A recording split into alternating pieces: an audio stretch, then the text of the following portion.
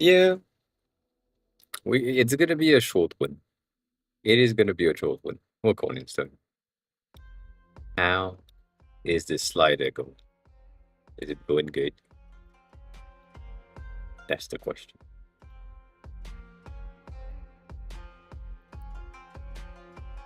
Yeah, probably. Even shorter than me. I know, complicated, but still. Highly probable. Highly probable. I would say this might be how can I say that? A news stream type of situation where, the news is there and that's it. I don't know yet. We'll see. There's a lot of things that might happen that is kind of sad.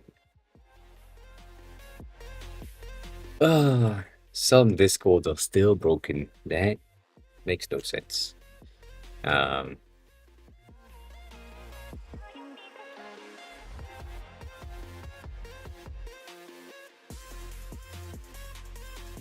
what the?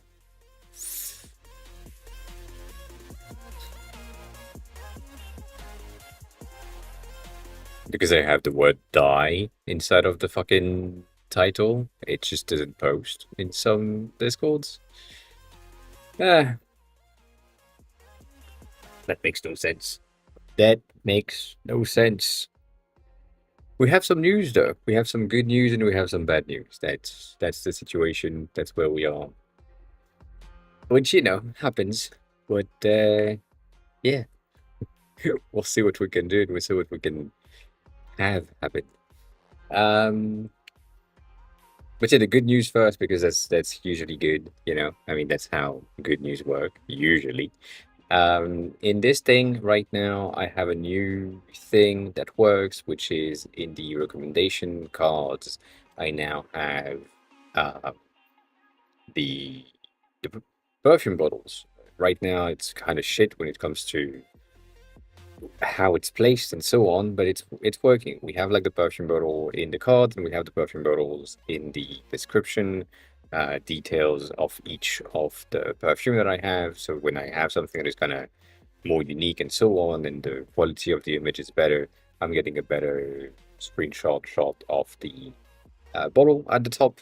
And when it's kind of shit, like this one, for example, it is pixelated, but it works. And right now, I'm using them as big as I can, but they will be, I think, half of this size at the end. So I don't really mind the quality difference. The thing that I don't really like is that the image size seems to be really heavy for what it is. So we'll see what we can do with that. It's exporting things that seems to be really, really heavy. So yeah, so that's basically where things are. I had to not work on this, obviously, for many reasons. But yeah, I'm waiting a bit before, announcing things because it makes no sense. Otherwise, I will repeat myself. But I'm still gonna say that I have a heart condition now. So I'm on medicine. I have one of these to take every day. It's gonna need to be two of these at some point because my blood pressure and the tension that I have is above a certain threshold, which is not supposed to be the case. And I thought it was okay because I was okay, but apparently it wasn't. And I'm still uh, really high when it comes to the tension. So that's the sad part. The aim for the number is 12, and I'm currently with the medicine at like 13. The thing that is really sad for me is that because it lowers my blood pressure, it basically doesn't give me enough blood for what I'm used to. Like my body is used to 18, which is like way too high. Like 15, 17 is my regular base, apparently. And now I'm at like 13, 12 ish, and therefore my legs are cramped all the time because I don't receive enough blood. I have headaches like crazy because I don't receive enough blood. And weirdly enough, I'm taking this thing, which is supposed to be a headache medicine type of situation with other like pain reliever, and it makes me hurt more than when I'm not taking it. So that's really sad. But I kind of need to for a situation like this. So yeah, the thing that happened is uh we have where is it here? In my heart rate situation thingy, I don't think we can necessarily show that on stream in a way that is like understandable, but like on this chart right here, you can see that I can't. Um, I have an inflammation on my heart valve, basically. I have one of the two, yeah, I forgot which one it is inflamed. And basically, what happened when I said that I'm gonna die on stream last week is one of the spike that I had. And so basically, I've had this thing for the past 2.5 weeks without really recognizing that it was this. And now that I kind of know what it is, I understand. So basically, I have an inflammation on the valve of my heart that is making it that when it flaps down to close, it sometimes sends like a, a pain signal that is extremely sharp because it just slaps inside. So that happens. Um, and yeah, that's the thing. So the title is absolutely true. I said that. I've been saying that for the past, I don't know, 10 years, nonetheless. So it's still true. But yeah, I'm gonna die before all of you, for sure. There is no question about that. Don't worry about it though. It's fine. But yeah, so that's the health situation currently. It's kind of sad, but it's also like it happens. Um, I'm checking if this thing is a lifetime situation or if it's something else, because that's gonna be annoying. Um, and because I mean, I'm hoping based on what they have said, like doctors have said, it takes roughly 7 to 10 days to baseline yourself based on that medicine. So that's the current situation. I'm trying to make sure that I have everything in order, that everything is set up properly, that my heart rate doesn't really matter to be honest, but the blood pressure is what needs to be checked. So roughly yeah, 3 times a day. I'm checking the blood pressure, making sure that everything is fine, and yeah, not doing exercise is really annoying because right now I can't. I don't have enough blood going through, which is not what we want. I'm taking walks, which that's fine. That's fine by me. But yeah, we'll see what we can do later. But it feels everything feels slow, and it's really bad for me because I'm so used to do everything so fast that I need to not type as fast, not walk as fast, not eat as fast, not work on the thing that I like to work on as fast. And it's annoying. So yeah, that is the current situation. It's really bad. I just yeah, I don't like that. You missed the entire release of what happened to me. Okay. So yeah, the weird thing is the pain relief. I took it like right before stream, basically at 4, and my heart hurt more since I took it, which is really wild because it's supposed to do the opposite, and I don't understand.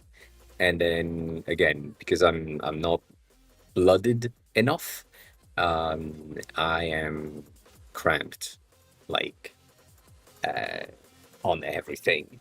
And it's just any movement that I've been doing just doesn't work because the heart rate monitor that I have is on this arm, and it's taking against the veins and the artery and the things that are in there.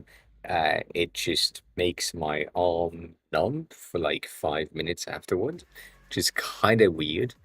But yeah, it's just like any any part of my body that are supposed to receive blood at a certain pace, now they are receiving it like at, I don't know, half of the pace roughly.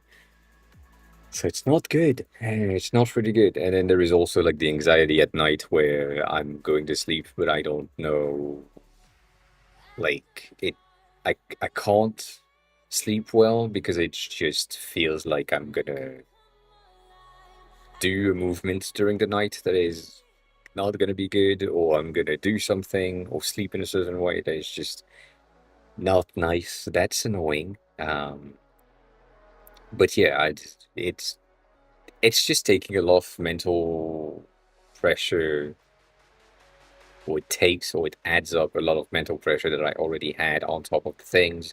So it's not really good because it's probably linked to stress again, even though I don't think I'm stressing, but apparently I am.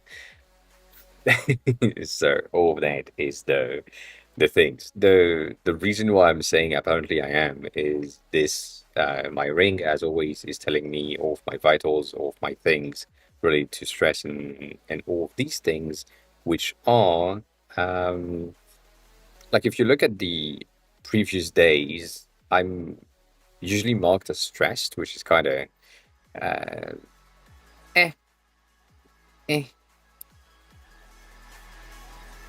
right there, specifically the day where things happen, you can see how high my metrics were. Like that's the day I went to the hospital, in the urgent care at night. You could kind of see where that happens. Uh, but yeah, goddamn. And yeah, and I have like pain. Like right now, I just had another spike, which is really, really bad. And it, I know what they are, which is a good thing, but also I don't know what they are. Like they don't really make any sense to me. Um, Much they do, but they don't.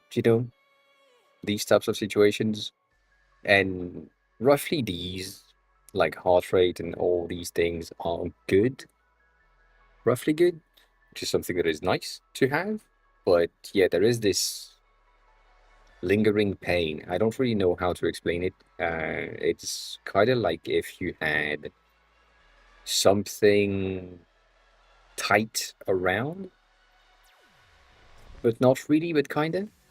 Uh, Not as if I'm compressed, but kind of as if there is something that is restricting me without restricting me. It's really weird, and that's the medicine. So yeah, that's the thing. I went yesterday, and so now I have medicine. Not yesterday. I went 2 days ago. I went on Saturday. Um, I have a doctor's appointments on Wednesday and a scan on Thursday. So yeah, we'll see. It's just weird. It's also annoying because again, because I'm re-baselining myself right now. I'm not taking the or doing as much exercise that I should, because I have a feeling that if I do, I'm gonna spike my blood pressure again, which we can't kind of want to avoid in the first week. So I can't really do much. Um, the only thing that I can do is like go on 20, 30 minutes walks, but then I come back and I have like cramps and soreness on my leg for like 3 days, which makes absolutely no sense because I'm just walking. So yeah, that's uh, that's the thing. But yeah, other than that, other than that, we're good. We have this, and this is good. This is what I wanted to have. It works to an extent. We have the bottles that are displayed, which was the main point in the beginning, and it works with the native thing of Apple. However, it has some issues. It has a lot of issues, including the border. Like if we look at the Labs border itself, it's really thin, and I don't really understand uh, the relationship in between the image and the outline because I'm supposed to have the outline added afterwards, but apparently not. Apparently it's added before, which is kind of weird because some of these perfumes just take it, some of these don't take it, and some of these have the same outline, some of them don't. So yeah, it was a bit of a pain, but at least I figured it out in 3 days, which I should have done in like 15 minutes, but yeah, slow down, slowing things down. So that happens.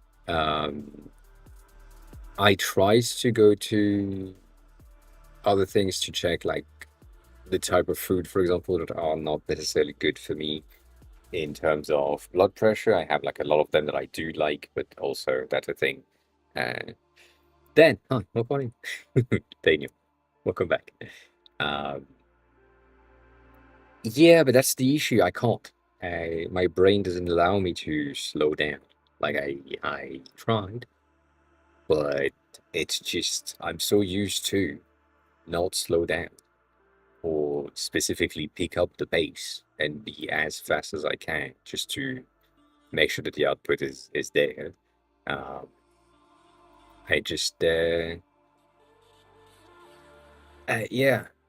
like it's kind of not good. It's just really annoying because I'm doing something, I'm trying to fix something, I'm reaching like a point. Let's say that this is a point, and then I basically need to go back, sorry, this way, on my bed for like 2 hours doing almost nothing, to then come back, write like 3 lines, press enter, wait for Claude to do something, go back on my bed, and it's just uh, such an inefficient thing. So yeah, easy. Hi, what morning? How are you? How's the day going? So yes, that's the main thing, but it works. Um, I do have a laptop. The thing is, the laptop is in French. The keyboard is in French, so there are keys that I have that I usually don't have on the English keyboard, but also the layout is different, so I'm not used to it, which would help to make me slow down. But yeah, but, I mean, I'm so used to like, dang, and then as two different things and the mouse. The option is there, yes. I would rather not take it with me, mainly because since this thing has been plugged in since 2021, basically, all day, every day, the battery is basically instant dying. Good job. Congrats. Yeah, the thing is, I'm laying down, but I'm not relaxing. Something is just not necessarily working. As in, I have such a massive back pain for some reason. Some like I'm tense, obviously, uh, but I think you're gonna make it as well. Yeah, congrats. God damn. So I mean, yeah, for sure, for sure. Um, Are we exactly all dropping the exact same way? Is that what's happening today? God dang.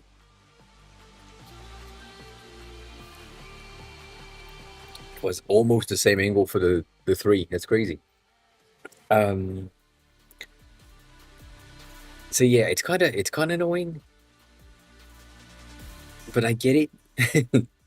And as mentioned, um, for this section of the app specifically, here, my goal is to get something similar to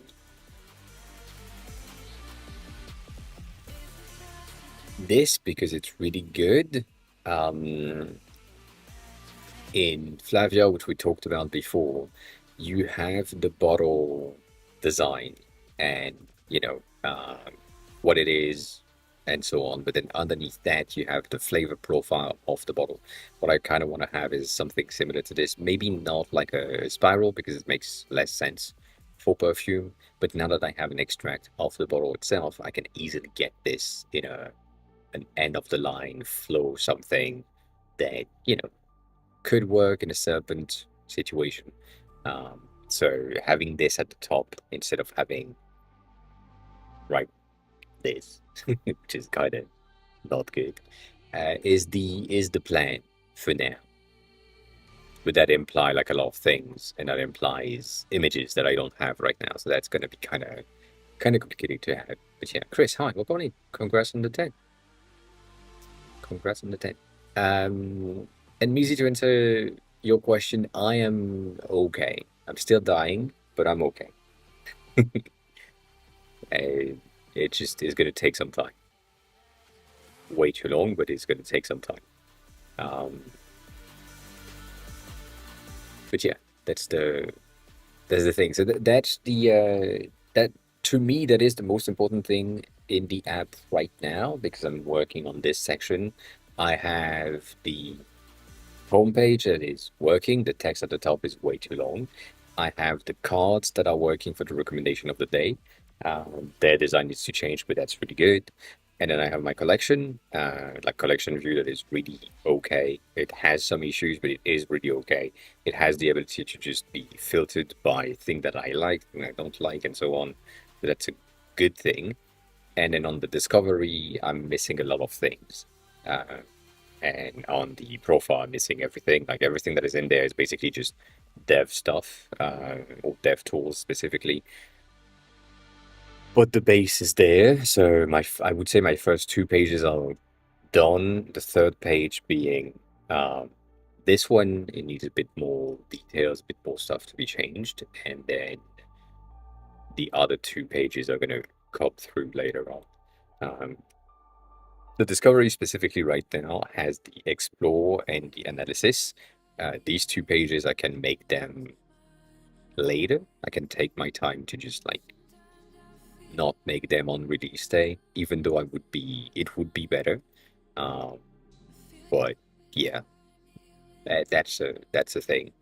And some of the last point that I did was this thing where we have the import export thingy where I kind of showed you that last time, where basically it goes through the CSV itself and it analyzes the heads of the CSV and it matches all of the fields that I have and all the fields that I don't have. So that's the thing that is kind of working. This one is a massive CSV with a lot of fields, but it has some issues in the imports still. So that's something that I need to fix later. But yeah, the changes that I want on this view specifically are related to that black bar in the center. It's not good in the slightest. If I were to zoom in so that you can kind of see what I'm talking about, because that might make sense if it works. Cool. So this is not good. Like the mark as reviewed should be an icon. The add entry is absolutely not readable. Like that blue on top of the purple is not good. Start testing is a bit of a weird phrasing, and then the fact that this is timeline makes no sense. Maybe the untested could be the title, and then right, it's the status, and then you could have like start testing and markers reviewed as two main buttons. And then underneath that, we have all of the entries. So the fragrance note that I just showcased with the spiral thingy is the ID or is one of the ID. And then underneath that, you have like other things like the links, the dates at which you have added the perfume in the database for yourself and so on, and your experience. The issue with your experience right here is that you don't have the ability to access the edit button anymore, which is kind of making no sense because all of the data that is behind this is in the edit buttons. So if I create like a new entry right from here, and let's say, uh, ah, ah,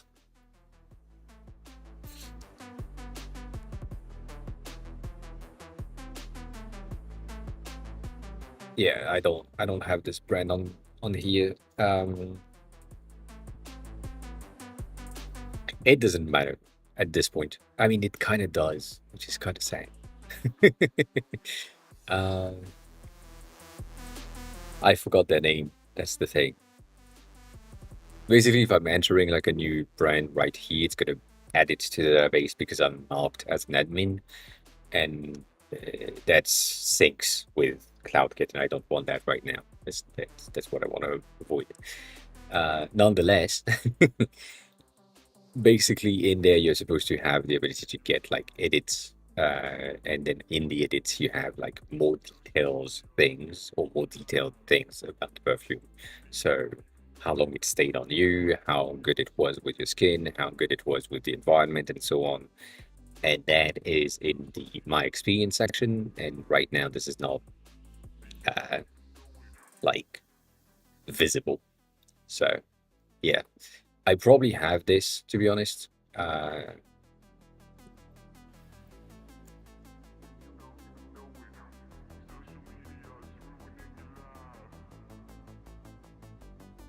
That's 2S.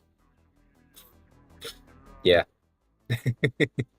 There is so many versions, to be honest, right there. Uh, but yeah, like again, the thing that I did today is this: when you have a perfume that has a URL, I'm extracting the bottle right away from the thing that I have. So I get the URL, it's fine, I know where it is. I'm extracting the bottle so that when I'm adding it to my collection, I'm then having the bottle right here, and it then matches with the rest and so on. That's what I did, which is really good. But then the rest is really bad because if you saw a second ago, um, if I'm adding something like let's say let's add uh, this one. I don't know what that is, but let's add this one. All of these data, for example, the how did you get it, the store in which you bought it, the how much did you pay, and so on. These data are things that are yours that you need to be able to edit because sometimes you made a mistake or you said that you had the 50 mil but you had the 100 and it's a mistake, and you want to correct that. So that needs to happen and be available in the edit section uh, right here. But right now, for some reason, I disabled that. So that's not good. But yeah, this whole view needs to take like a lot more information from the information that we have when you are adding a perfume to your collection, but also it needs to display or show you that you have the option to add some of the details here and there, specifically the thing that are supposed to be underneath. So yeah, that's the situation right now. You have an important question. What is the important question? Kathy, it hurts. Um, right now, I mean today I'm on this one.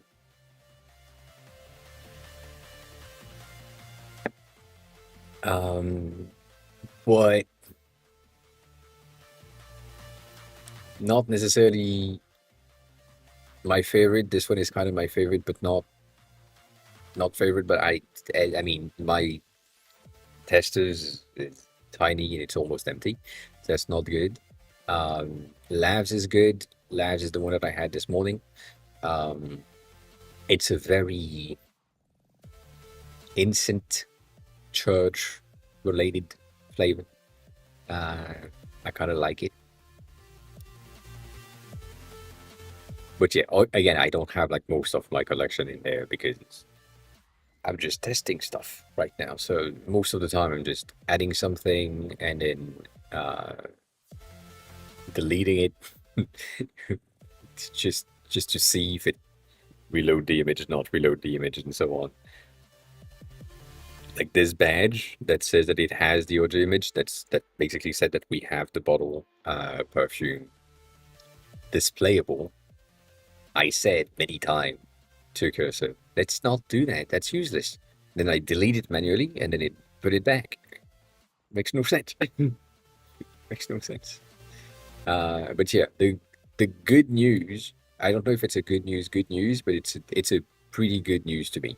I found this, which doesn't look like much. I understand, but this is like a Parfumo extract. So Parfumo is the second biggest website for perfumes, and it contains 54,000 entries, to which most of them have 90% of the data that is like non-existent, like a lot of NAs all the times. But this is still giving me some information and some links that I kind of need to have, which is really good. But compared to the JSON that I already have, that's not. I wouldn't say that's as good, but it's yeah.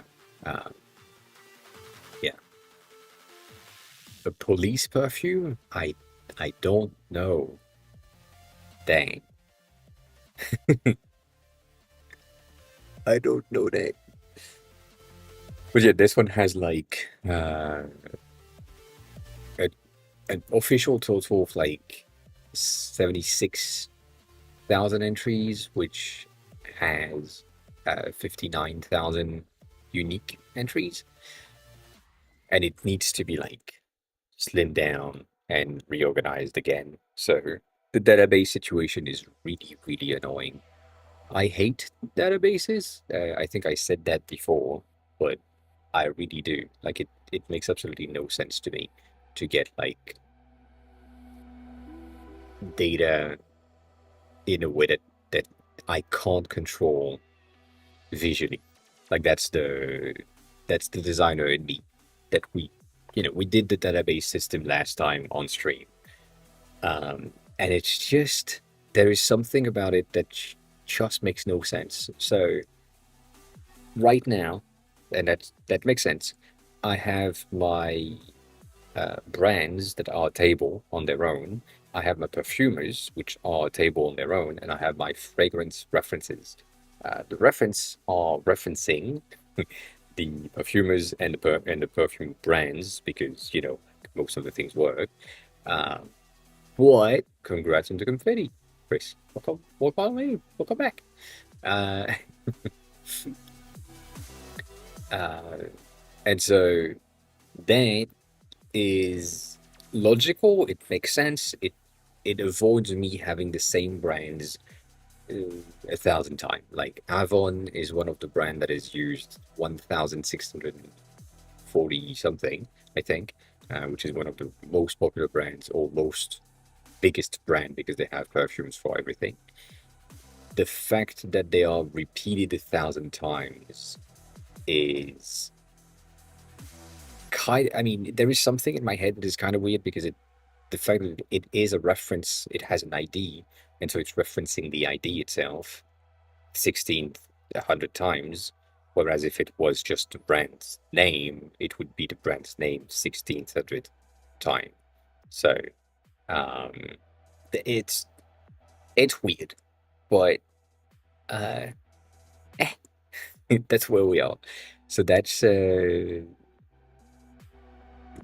thing that I wish I potentially didn't have. I don't know, where basically instead of having like reference table, I would have just one table with everything and no references because it's just like simpler to have. But then I don't know. I don't know enough on this. I know that what Yan said on last stream on Wednesday last week was the least amount of table, the least amount of reference, the better. And I'm tempted to go this way again, even though I set up everything and now it's kind of set up and that's kind of breaking everything. But it's a thing. And Chris, I could use Firecrawl. Yes, I could. I could use Firecrawl to go into these websites and get the data that I'm missing. The thing is, the data in these Let me show you the two websites that we could use for this. And I mean, we saw this. um,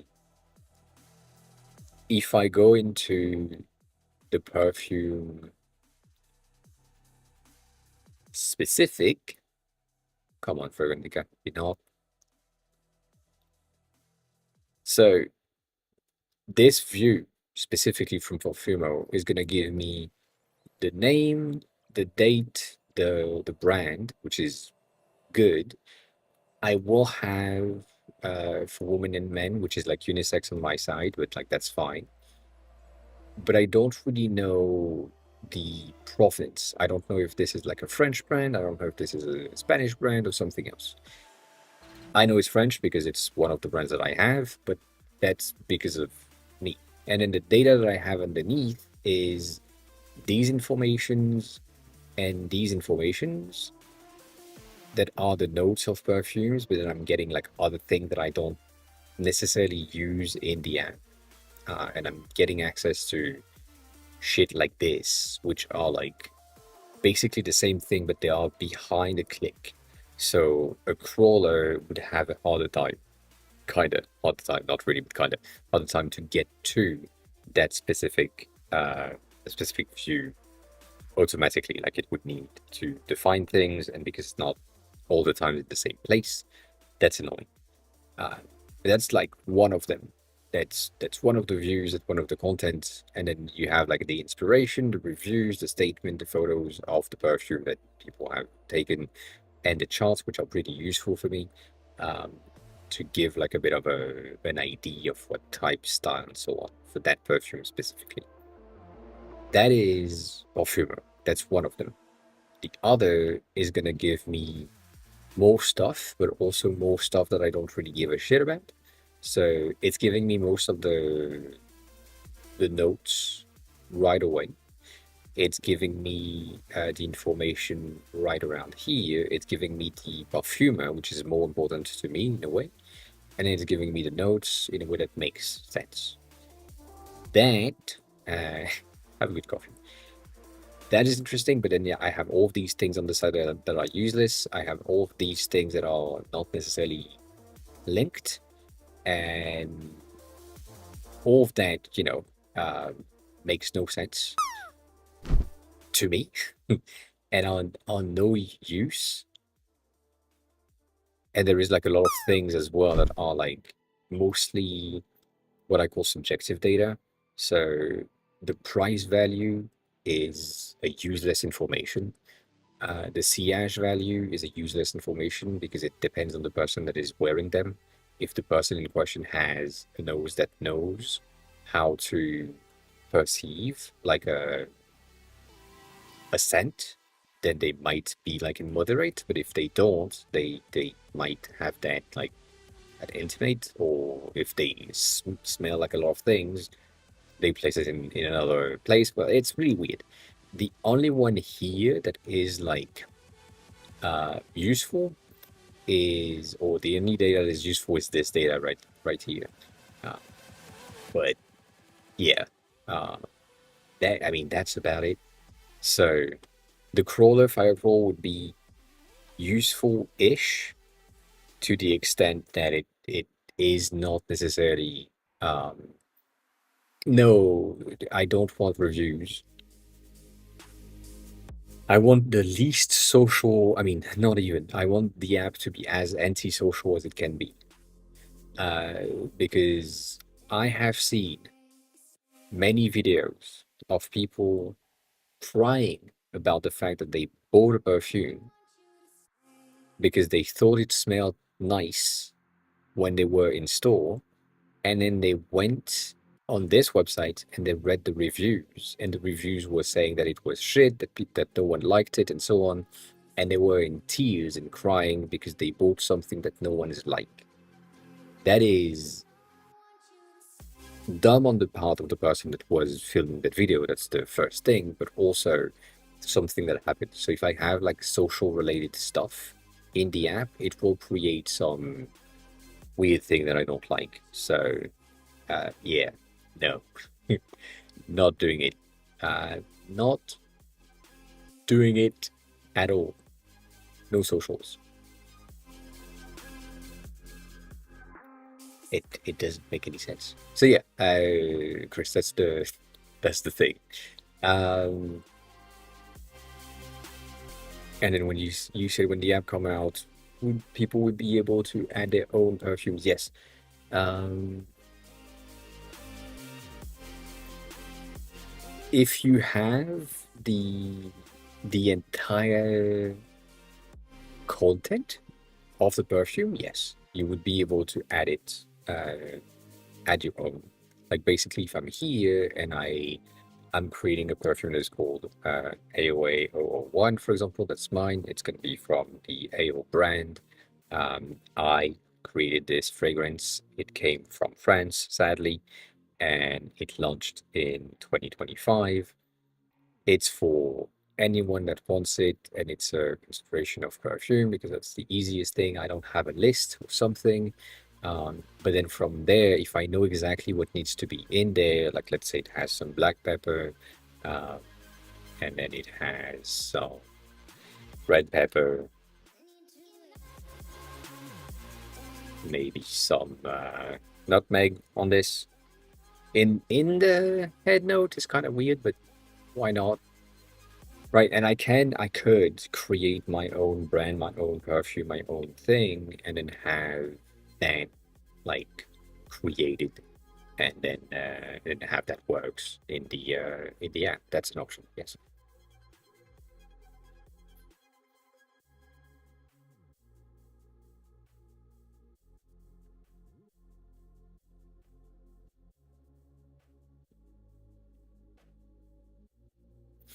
Yeah, but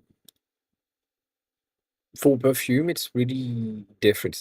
I mean, to me, again, that's a very to my perception, perfumes are extremely subjective, as in something that I will like let's say I like this, which I don't know what that is. um, it's such a personal taste. Like maybe you don't like bergamot as a smell, and you write a review saying that you don't like bergamot and it's really bad, but you don't phrase it properly, or you say something about it that is really like really bad, or you just really don't know that this is the smell that you don't like, and you say, well, the first thing that I smell, I just dislike it so much. Um, it's kind of weird. So for Dan, I mean that's my main point. I don't want anyone in the reviews to say things that could skew the user's ID, and because the app is mostly like a journaling app, it's something that is for you, and you take notes on the perfume that you have. Like you have your things, and let's say I'm wearing Angel Shades today, and I'm starting the testing. I'm adding something, and so that this is like good or something. Really good first impression. With heavy whiskey. E. E. Can that work? No, that doesn't work. Um, Whiskey scent, whatever, and then I'm adding that to a 5 star because that's what makes sense to me. If I'm adding this at the start testing, this is my personal entry. This is for me to me. I have my own notation, the weather situation around me at that time, um, and so on. So that all of that makes a lot of sense, or at least it makes a lot of sense to me, to make sure that the user has like the best experience for themselves, for their collection, not influenced by anything else. And then I come back 2 hours later and I'm adding something else and so on. That's the plan. God damn. Dang. Oof.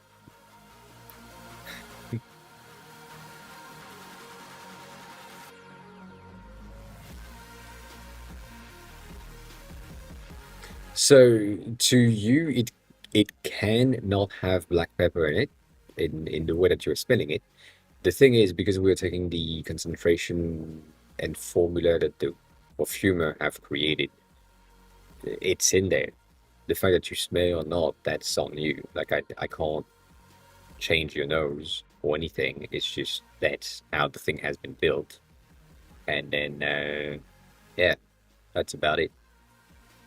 So if you don't smell the bergamot, for example, but you smell the honey first, and it's a very strong honey smell for you, and it goes to vanilla, and then it goes to more vanilla, which this seems to be very vanilla-y. Like that's a personal experience, and it's in your notes. That makes more sense to me. But the formulation is based on the perfume itself. If it's something that is made by you, like a user-made entry, that is for you. Like it doesn't leave your app. It doesn't go into the app of other people. It just stays on your phone. So, it's for you.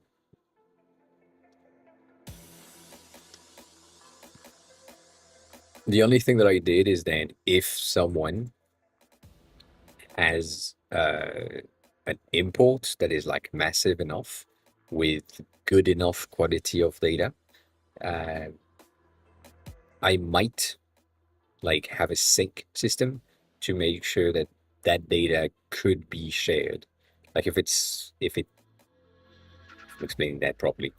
If I'm syncing a CSV or importing a CSV of a user, and from that CSV, let's say there is like 150 perfume in there, and half of it, so 75, are not in the database yet, like the perfume themselves are not in the database yet, and the data that is coming from the CSV is complete, meaning that it has the name, the brand, the year, the country, the notes in all of the states of the pyramids, the main accords, and other things that I need for the factual data, then maybe, and that's a maybe, I'm taking a look at it and making sure that it's good, and then I'm sending that to the rest of the users.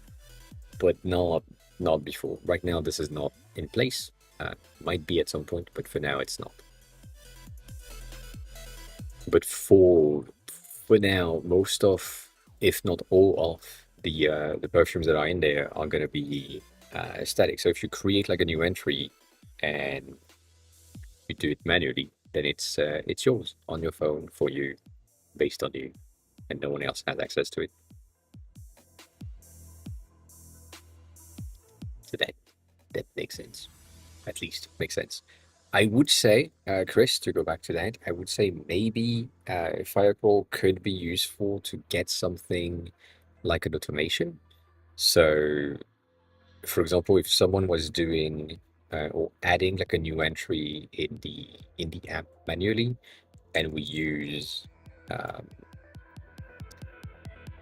Firecrawl to go through like uh, maybe a Google search with the perfume in the search query. So basically going with, if I do that and I just search, the URL itself is going to have these. And so if I just use Firecrawl like this with that extension and saying that it's going to fetch things with that extension that I need, and it needs to scrape down, basically on demand, it could be a thing, but then it's also like not, not really good. I don't think there will be like 500 pages scraped in the beginning, but we never know. And that's the thing. As soon as there is like a bit more, going to the $16 a month is way too much for an app that doesn't exist yet. So I'm trying to avoid that. But yeah, nonetheless, I do agree with you that it could work. It could work if it was like an automation in the app that just triggers something. Yeah, I do think a crawler is feasible, specifically was what I just described, but then again, it's kind of not the best option. Um, but yeah, it is feasible. And it's just,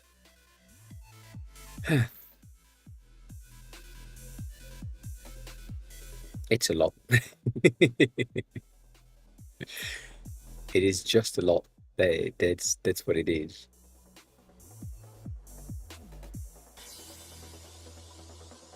These are really cute though. Not gonna lie, these are really cute.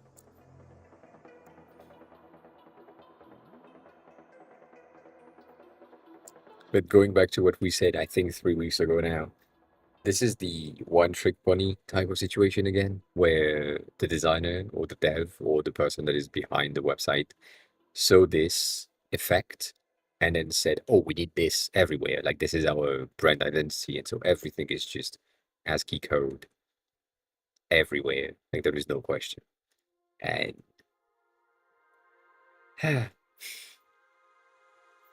I don't really mind it. I kind of know how it's made, but yeah, techie, hi, welcome. Um, I am technically not. I'm under streaming, but I mean, I'm supposed to be like way under streaming. Also, that's not gonna help.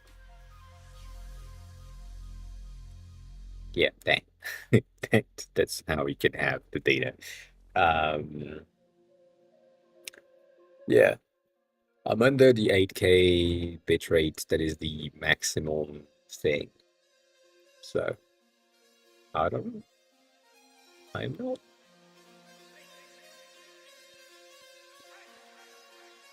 Audio only. That's sad. I don't. Are you using Arc? If you are using Arc, that might be the case. Arc is really shit with Twitch. Not gonna lie. So it is really bad, and we don't like it. But yeah. Uh, no, 6K bitrate is the recommended bitrate for most people. 8K is the maximum that they have, and right now because they are implementing 1440p streams, we have bumped the bitrate to like 10K or something. I forgot, 12, I think. So we have more bandwidth available. It depends on the users. Maybe I've been included in, uh, but yeah, I don't think Firefox is going to be better. But I mean, you can try. You can try. So welcome on. Welcome back.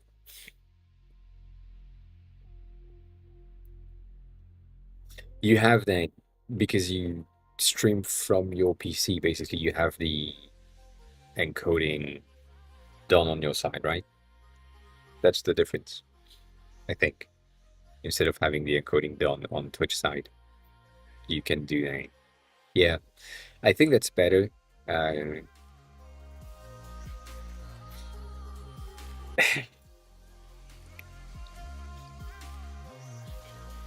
so, just to be clear, if you look at my stream, I'm not in a 16:9 aspect ratio. I'm in a 1:2 or 2:1 aspect ratio, which means that the overall output is going to be kind of weird for some displays. It's not like sending a 16:9 that is smaller and has black bars top and bottom. No, it's sending a 2:1. So it's a different thing. So that might be the reason that you have some issues. And I'm sorry about that. But yeah, I'm feeling uh, not better, but I'm feeling that's the situation. Um, I'm feeling I could have a heart attack at any time, which is really fun. Um, and even though I'm taking the medicine to not have that happen, and the medicine doesn't seem to do anything just yet because my body wants to get its baseline of speed for my blood flow, which used to be way higher. So that's the thing. And then the there is like so many things that are linked into all of the diseases that I have, the thing that I have in my brain, the thing that I have on my skin, the thing that I have now in my heart. All of these are kind of linked together. And so when one is impacted or one has a flare, it forces the other ones to behave. The thing is, they don't. So this one being on the heart, that's, eh, you know, that's the thing. But I'm fine. Don't worry about it. Don't worry about it. It's fine. It's okay. It's okay for now. I mean, for me, it's okay. If I die, I die. That's my usual thing.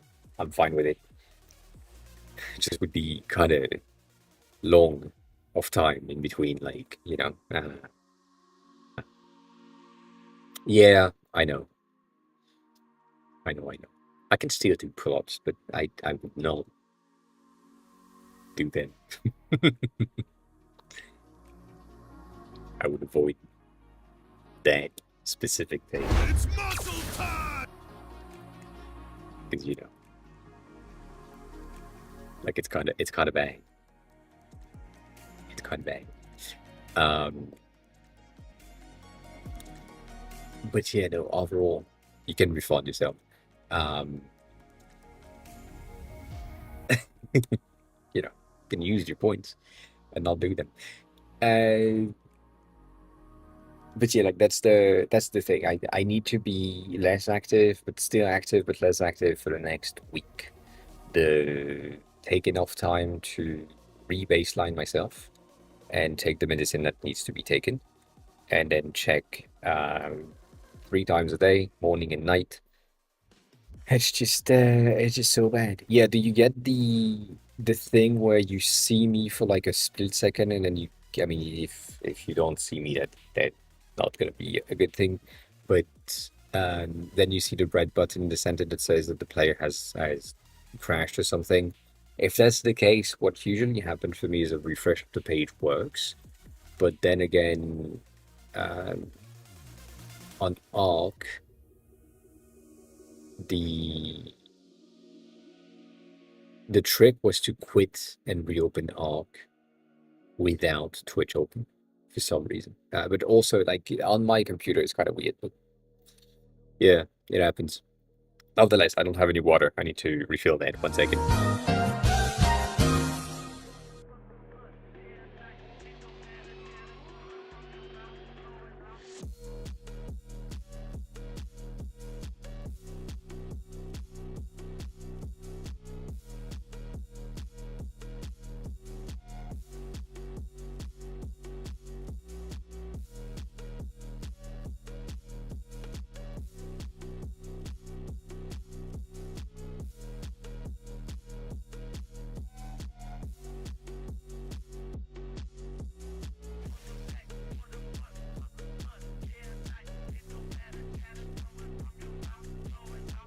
Yeah, that's the usual. I'm getting that as well. I'm getting that as well often on Twitch, like not just on my channel, because obviously I don't watch my channel when I'm live. I mean, it doesn't happen often. Um, but yeah, I'm getting this on most other streams when I'm using Arc for Twitch, and when I have YouTube open. Like basically when there is a conflicting video player thing, any Chromium browser seems to have some issues. So that's weird. It's weird. Nonetheless. Nonetheless. But yeah, that's the thing. So with the hard condition, I might have to downplay the streams again. Um and and uh like gets maybe 2 streams a week potentially. I don't know. We'll see. Because this week I'm gonna have a bit of a hard time on Wednesday to be back here at 4:20 because I have like a doctor appointments at that time, kind of. Um, that's gonna be harder. And then on Thursday I have a scan, so that's even more harder to do. So yeah.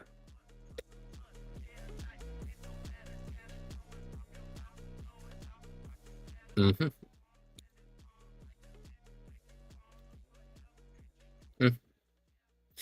Mm-hmm. Let me check something.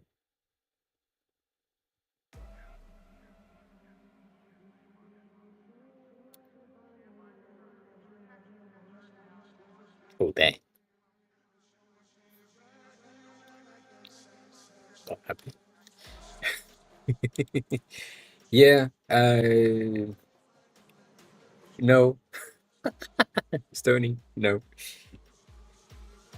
But yeah, so we'll see. I also know that I will have again less, obviously less stamina to be able to do stuff, uh, and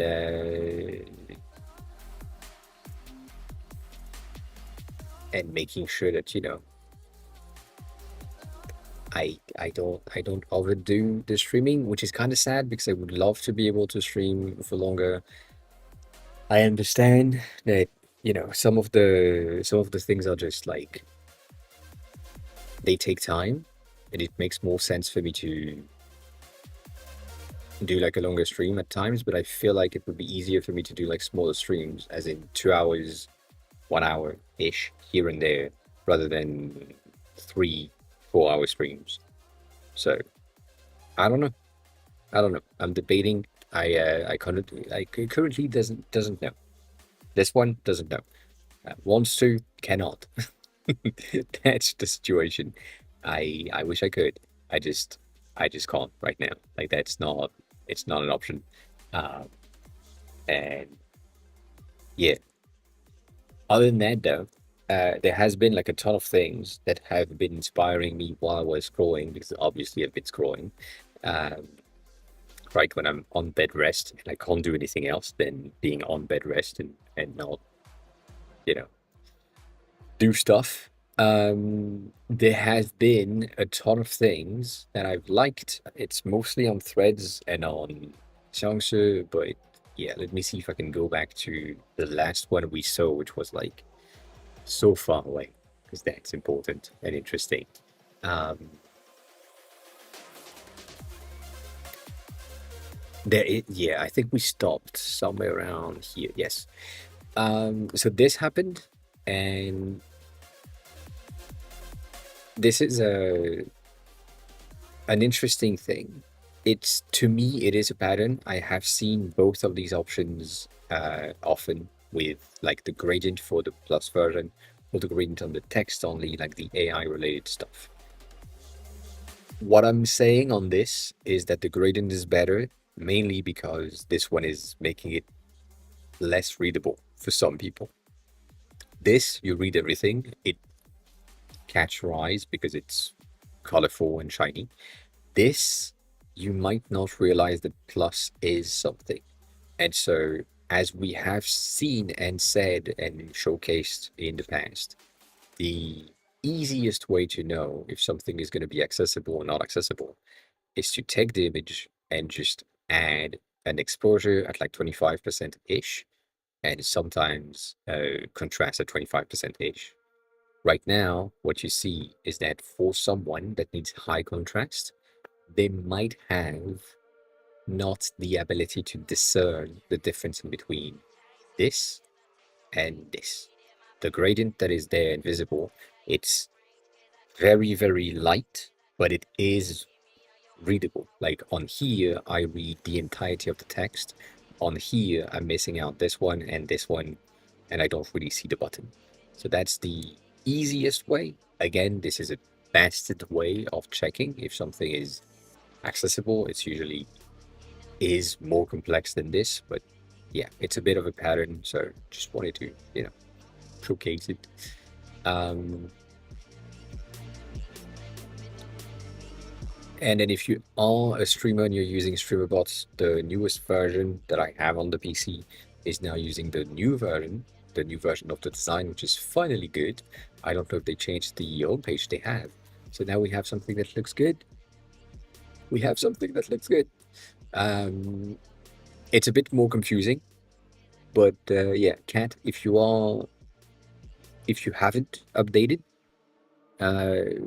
maybe do update, and it might help you understand some of the things and how it's organized now compared to before.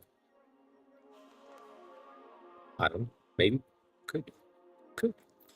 But if you don't know what StreamerBot is one of the tools that I'm using on PC to get like some automation running. So the FOC counter is a StreamerBot automation. I'm using Atom here on the Mac to do the exact same thing, but it just doesn't have voice control. So that is a thing. And I like the fact that they're using the icon ISO cone that we have talked about in the past. That's neat. That is neat.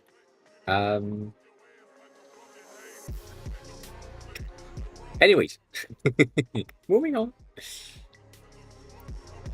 So, this one was really interesting. They are doing like uh,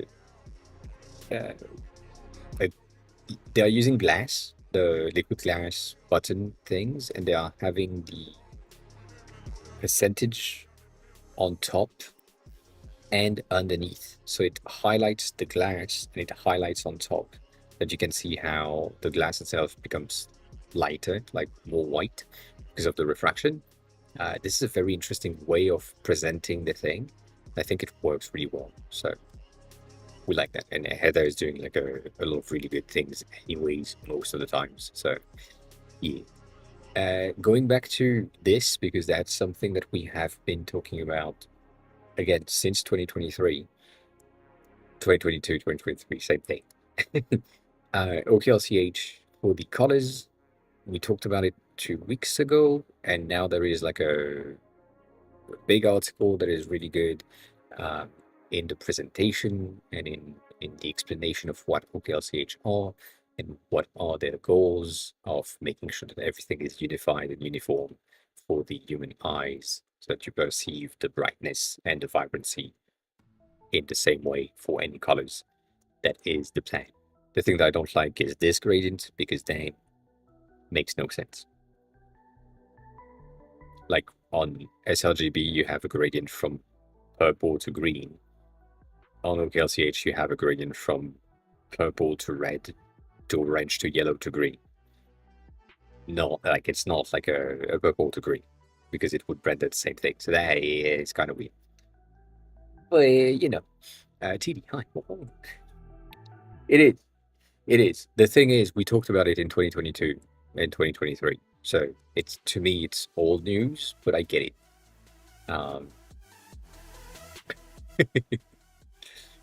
But yeah, this whole article is pretty neat. We have the OKLCH .fy that we talked about 2 weeks ago.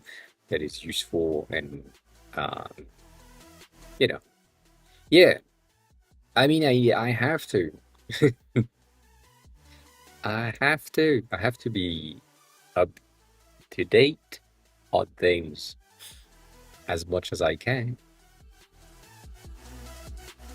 It's right about here. That's the image, bitch. Bang.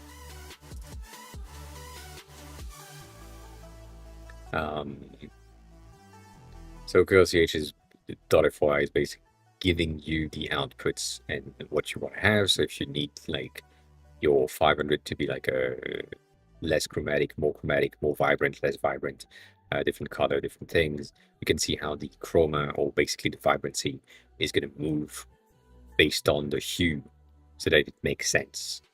There is a light mode, as far as I remember. It's just, it depends on the system environment. So if my system is white, gonna be white. But like, this is the most important thing.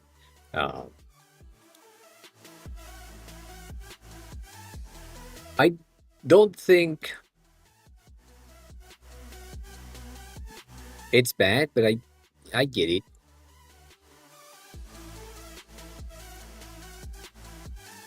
I get your point. Yeah.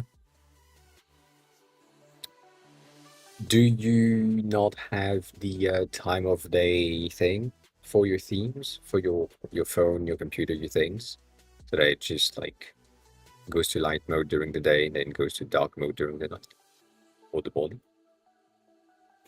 like this? But yeah, that website is pretty useful. It helps kind of understand when you want something that is like kind of similar values, but it's kind of weird. Um, yeah, I get it. I get it.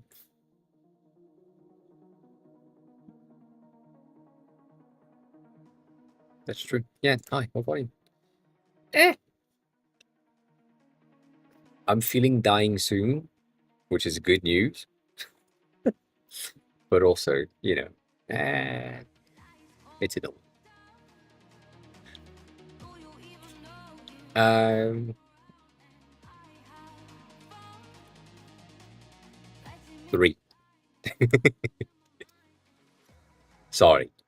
Apps, 5.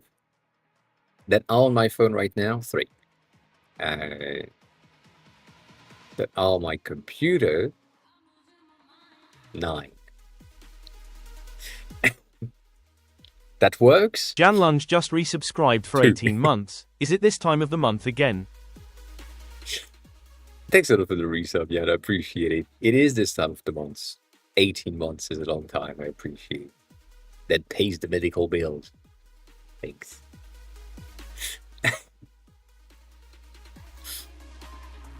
Yeah,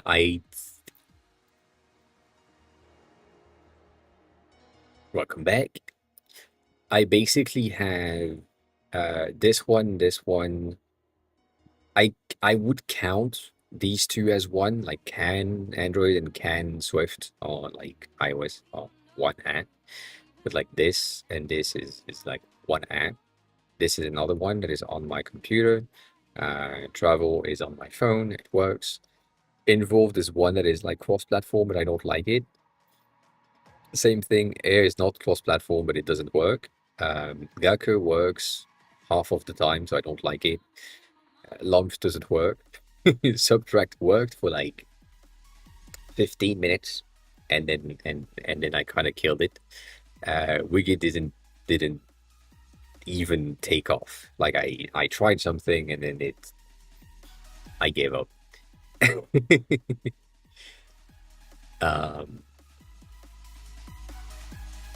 That's about it. Yeah, that's about it.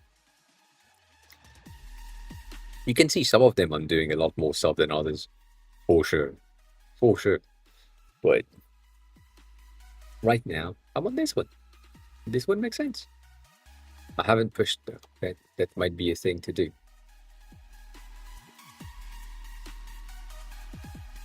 That doesn't work. Yeah.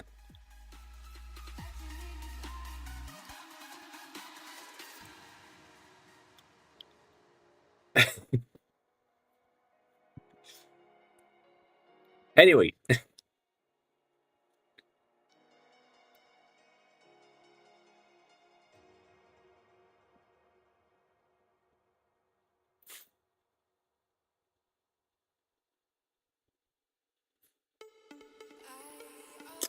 In the, I don't know if I'm logged in. I'm not. In the oh, why now? Why now? Why now? Oh, and now I can do that, bitch. Sorry, my bad, my bad.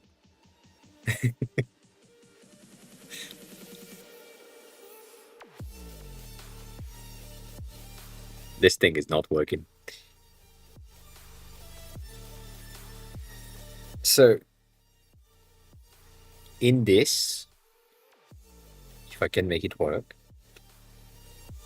basically what happened is that when I submitted the app for release in the first place, the the thing that they wanted me to have was in the subscription and things, they wanted me to make sure that on this page specifically, they want this. They want a view in the app, at least a screenshot that says this is where you can have access to uh, the plan itself. And so because I have like yearly, monthly, and lifetime that is in there, I could like simply just say, this is where it is. That's it. Um, so that is probably what you need. But then you're saying that you don't have you say it doesn't seem to show the subscription products, which is kind of not true, I guess. Um,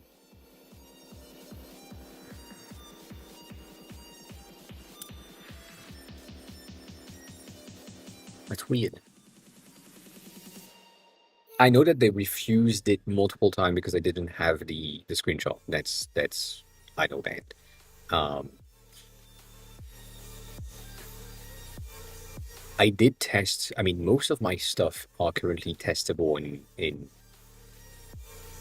itch in test flight, meaning that right here, this is a test flight view slash sandbox view. Um, and so at this instant, I need to upgrade, and so this is available right now, but also not really. But like that whole thing is supposed to be like the whole flow and so on.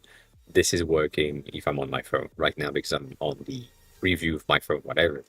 It doesn't work, but yeah, but um, that works on that test flight. So I did test in test flight many times, and the same thing on the Android version to make sure that like the payment was going through. You have this in the uh,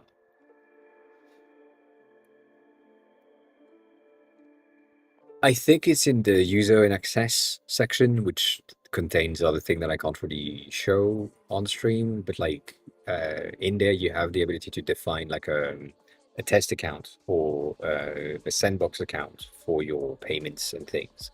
Most of these are going to give you the very basic, very rudimentary thing that just says, well, the card is going to approve anyways. Same thing on Kotlin, at least on the Android. That's how it works. But yeah, no, I did test before it was approved. Uh, so yeah, are you missing something though? Are you are you missing, for example, the uh,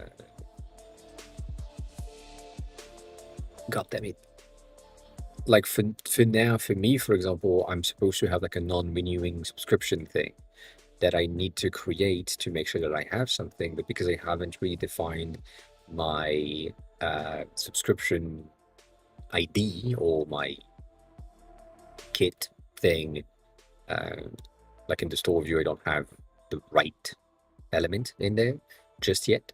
Um, I can't do that just yet, kinda, but not yeah, not there. Um, the thing that I remember doing though was, and that's the case currently uh, in here. I am currently in the paid tier without having the paid tier. Uh, I made a thing in code to make sure that I have access to the paid tier so that I can test the features, but that's it. Nothing else.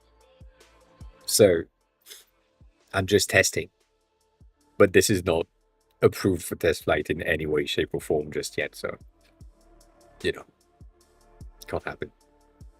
But then again, I don't remember having to get products in display for test flight. It's been a while now. I mean, it's almost been a year, so I'm rusty. But um, yeah, are they giving you like a? Are they giving you like something in the feedbacks where they say we didn't allow the app because that happens or because that is missing? Um, like, yeah, I mean, we have the last 10. Um,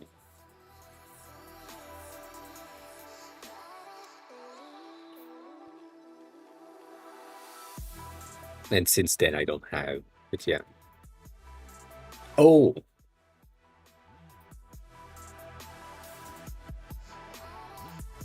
ha.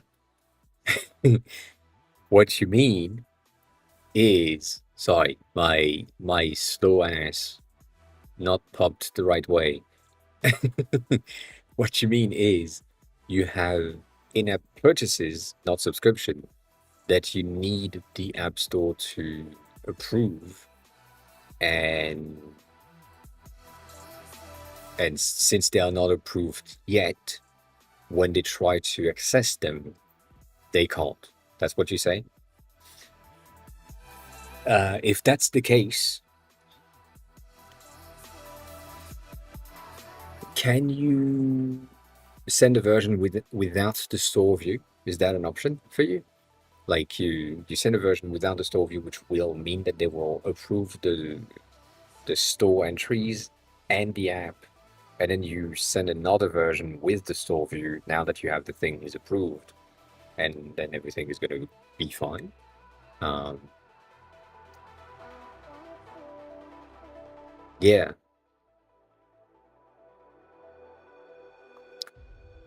I mean, if they are subscription,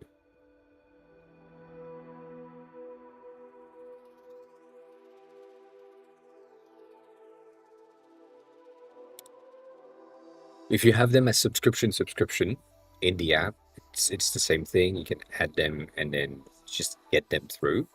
Um, but I mean, you can have an app that doesn't have anything to buy inside of it, right? Like that exists. So if there is nothing to test, but then I get it. It's weird, but yeah, I do agree. I do agree with you that they need to approve the thing. They need to have the status, which is currently in pending, I think, or in review or pending review or something. They need to be approved so that you can test them in the app. As soon as you have that done, you should be good. But yeah, my bad. I'm sorry. Um,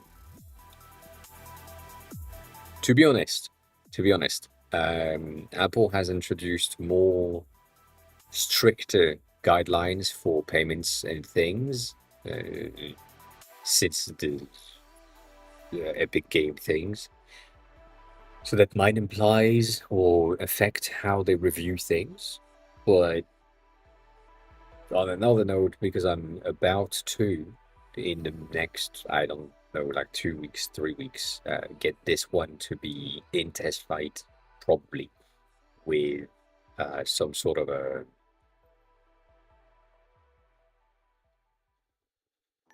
subscription, non-subscription thing, I will probably have to go through that same flow again, so it will be fresher in my brain to have.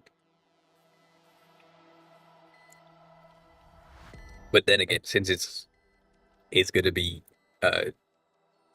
2 weeks, 3 weeks ish, I hope you have something figured out by then, because otherwise that's gonna be a long time. Um, yeah, the first time you submit to test flight is stricter than the rest. The first time you submit to the store is stricter than the rest. The first time you add a first thing to buy in the app, it's stricter. And the first time you add a subscription, same thing. It's a bit stricter because they need to make sure that the thing that you are adding doesn't like contain words that they don't want to have, or allow things that they are not allowing in the app or in the app store. So that's their main thing, which makes no sense to me, because you could just send a version with no issues and then send a version with plenty of issues, and they would be like, cool, we're good with things. So I don't know. That's weird to me. That's why I'm saying, like, if you can send something with like the least, the littlest amount of things, that would be good. Did you do? Did you do? I don't have that here. Did you do?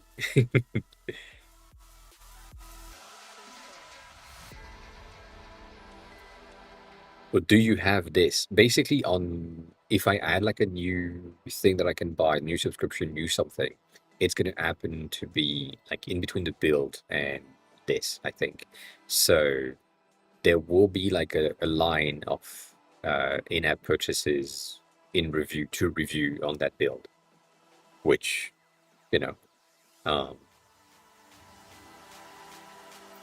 I mean, to be honest, the Weird Apps ID, I have one in that feed that is called Log to Log.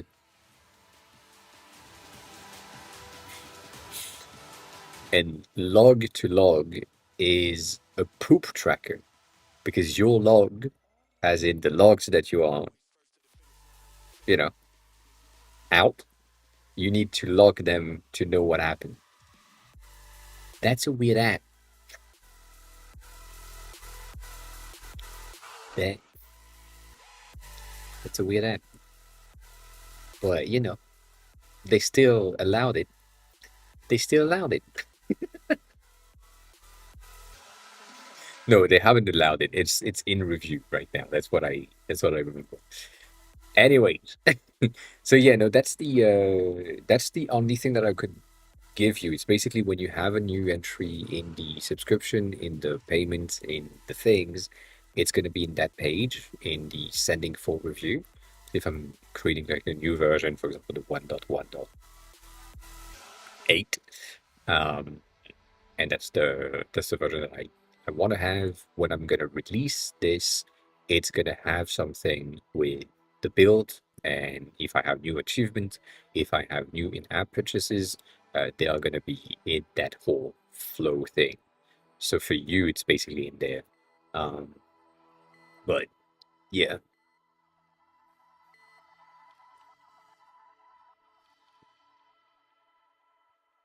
Oh, you did that. Yeah. Yeah, you made a mistake. I see. Um,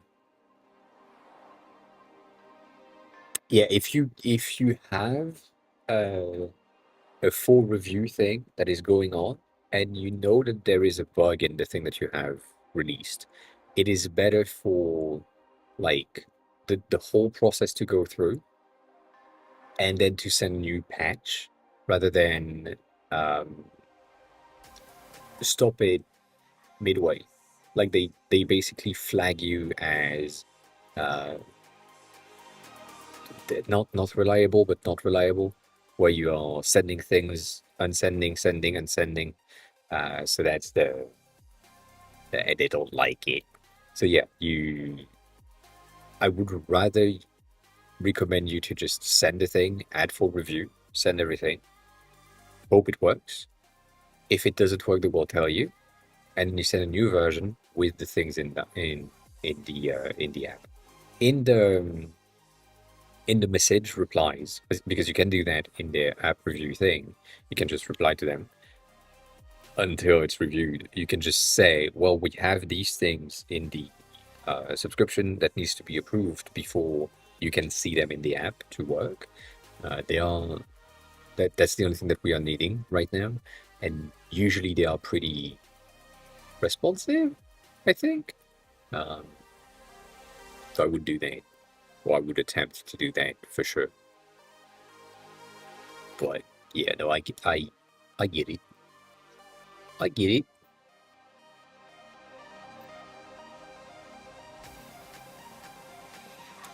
it. Oh, now I need to create a 1.18. God damn. I really need to do something on the Android version. I haven't. I can't. My heart doesn't allow it right now. I cannot open another fucking project. That's not an option. Not an option. Yeah, add it in the text and probably add it in the screenshot as well. Like you have the screenshot, you say that it's supposed to be here, but um, since the product itself hasn't been approved on Apple sides, it's difficult to test. And maybe they will approve it and test it out, or maybe they will complain again. If they complain again, try to recreate these things as like I know I'm using the in-app purchases because that's easier. But like, let's say I had like my DE 3000 that wasn't working, wasn't approved. I might recreate it as a DE 3000 and say I need to have this approved, and that maybe it works because it's a new product, it's a new flow, it's a new thing. So the product ID would need to change in the app code and in the app store here, but that's it. And that might be enough, or good enough, at least for you to get something out and, you know, to go through things with an approved version. But I can't. I can't. Look at that. Look at how dainty that is. God damn.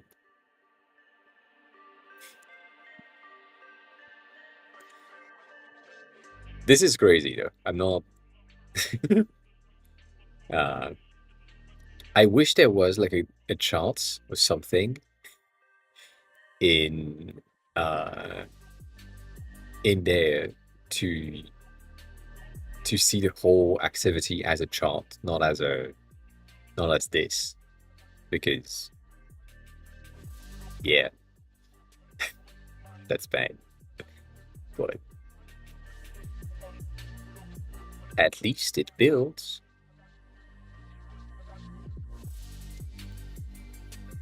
God damn. Anyways, so yeah, that's I would say that's the only thing that I can do for you on this one. Can't really have much more at this time, sadly. Anyways, I've had this on my feed for a while. Some people have been doing like very monochromatic gray rendering of liquid glass, and they look really good. I really like them, most of them.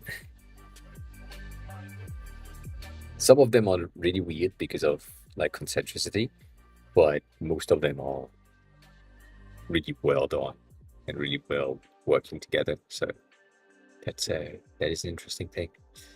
Um, we've seen other things. I'm using like so much stuff, and my feed is now not more dev, but there is more dev than before, which is really good. We do like it. Um, and so, yeah, I know, I know you like that monochromatic things.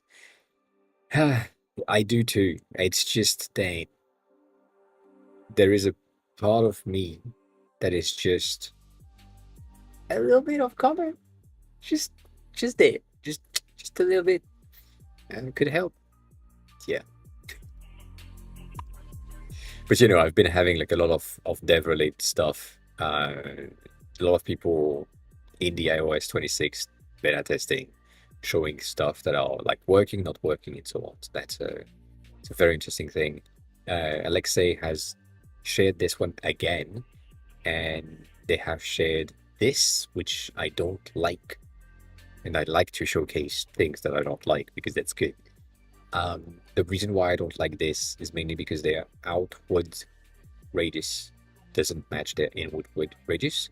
I understand having that much of a radius inside makes no sense, but they do have the same thing on this side. That radius is matching here, and they just don't do it here. That makes no sense to me. But that whole thing was really cool.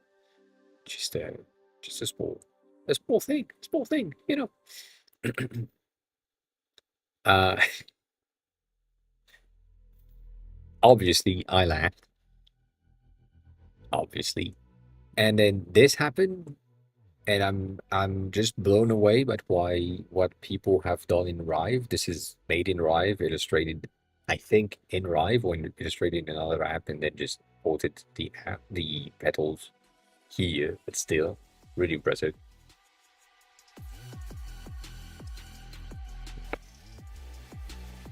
So that's a nice looking thing. We do like it.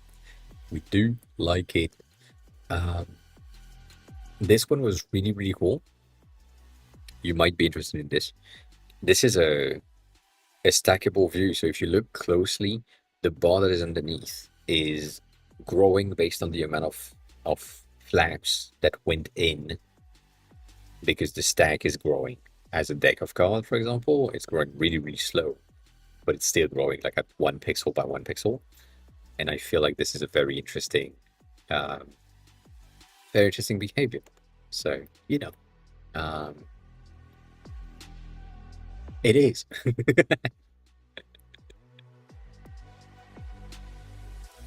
As reference, as always, we do like to see things that are kind of practical and things.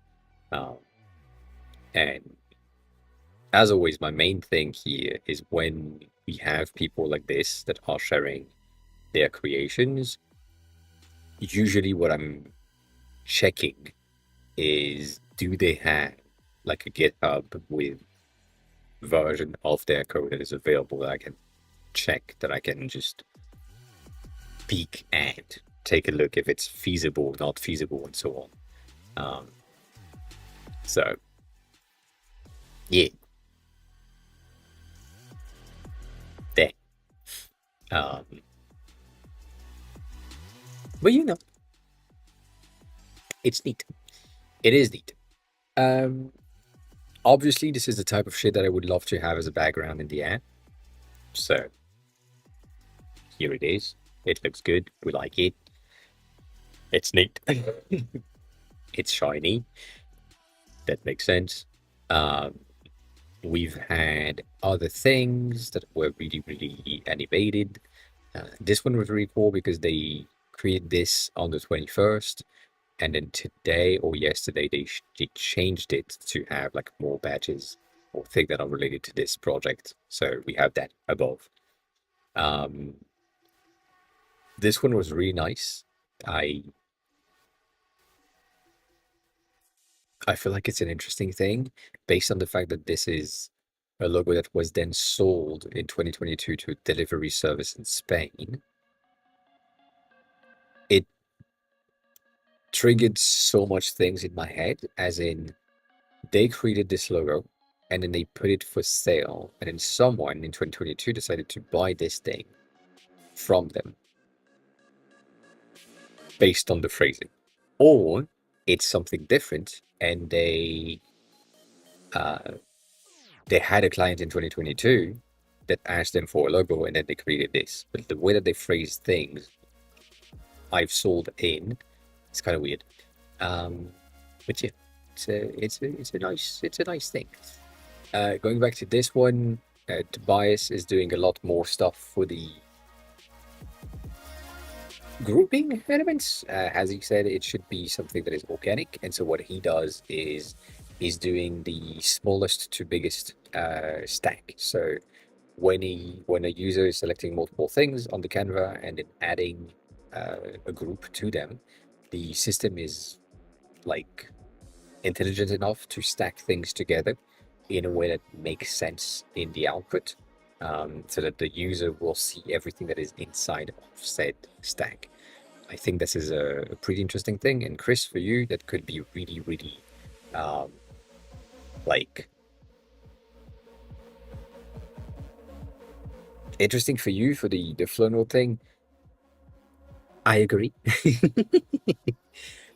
So his thing has been a note-taking, mood board, organic Notion page thing. That's about it. If we go into, I think Thread is going to be much better for this because he has less post.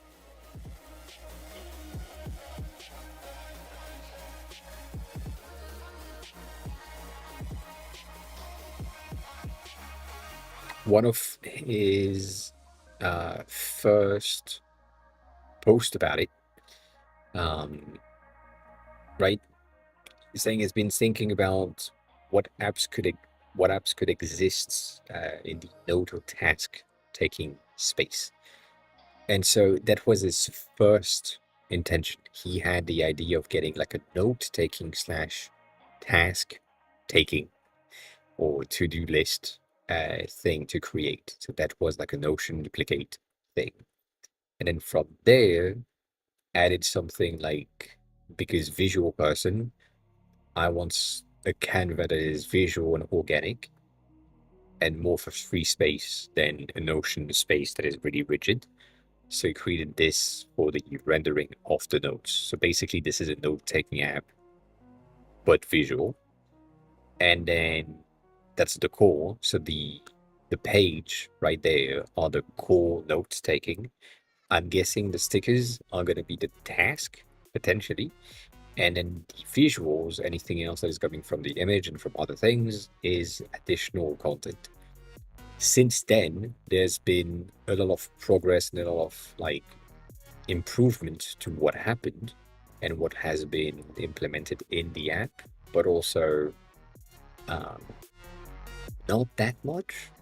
Like when you go from the first version to the second version to what we have now, the only thing that is in there has been micro interaction, very, very small elements. Like when you look at this one, for example, he's not typing on this. The the card is like off axis, and when it clicks, it just goes in axis so that the form is straight and it doesn't need to be like recalculating the fucking thing, you know, to make more sense. So that is the type of thing that he's been working on for a while. That's about it. Like the whole thing is it's basically that. What I do like though is that somewhere along the line, uh, around, I guess it's at the bottom now. Um, yeah, around here, he has posted one version. God damn it. Yeah, he has posted one version where there is a name. It's the first one. Nox, hi, what on it?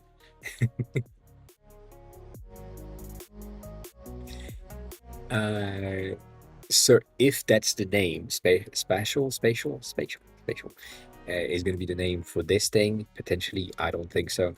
Because since that first release of spatial, yeah, whatever, it's been untitled all the times. So I don't know.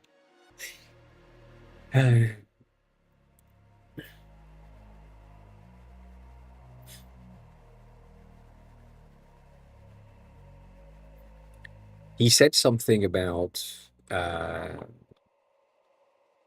who could, as in, I think yeah, he said, I'm thinking about tangible use cases for this Notes app. So it's a Notes app based on his, and how it can be useful for like interior designers. So that might be something, but yeah. Um,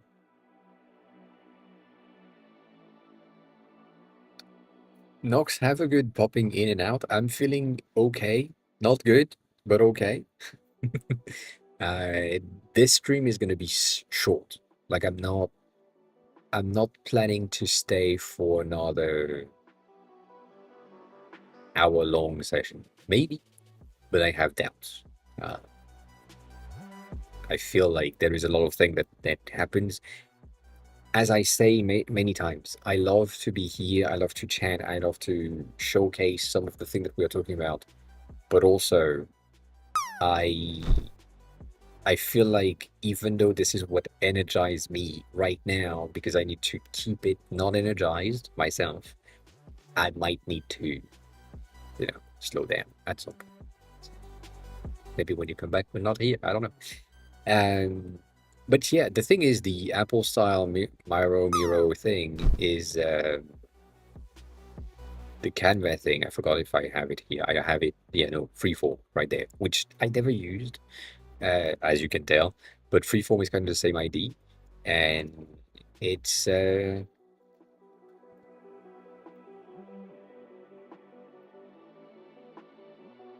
that's a fucking article. That's a fucking App Store shit. God damn it.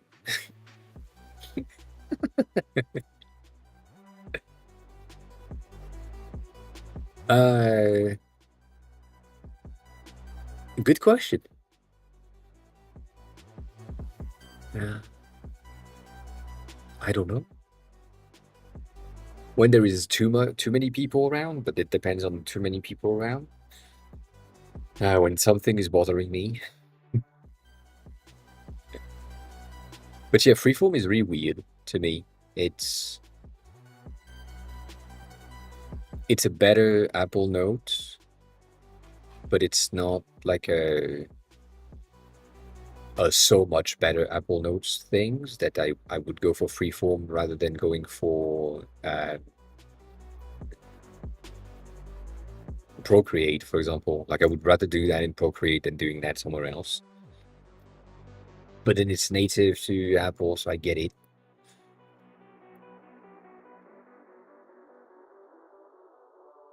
I don't know what that is.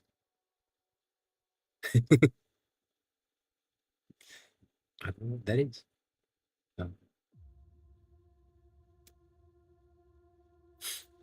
yeah, I usually just open. I mean, personally on the iPad, I'm usually just opening Procreate, uh, and yeah, yeah. What is down level code? I want to know.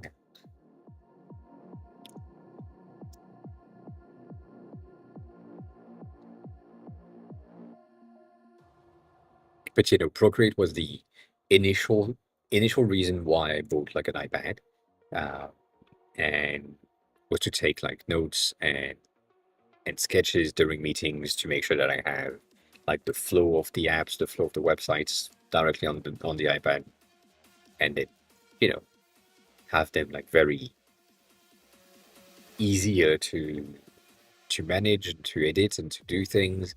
I did that twice, and now it's the best Netflix machine I have, and that's all it serves. Like it doesn't.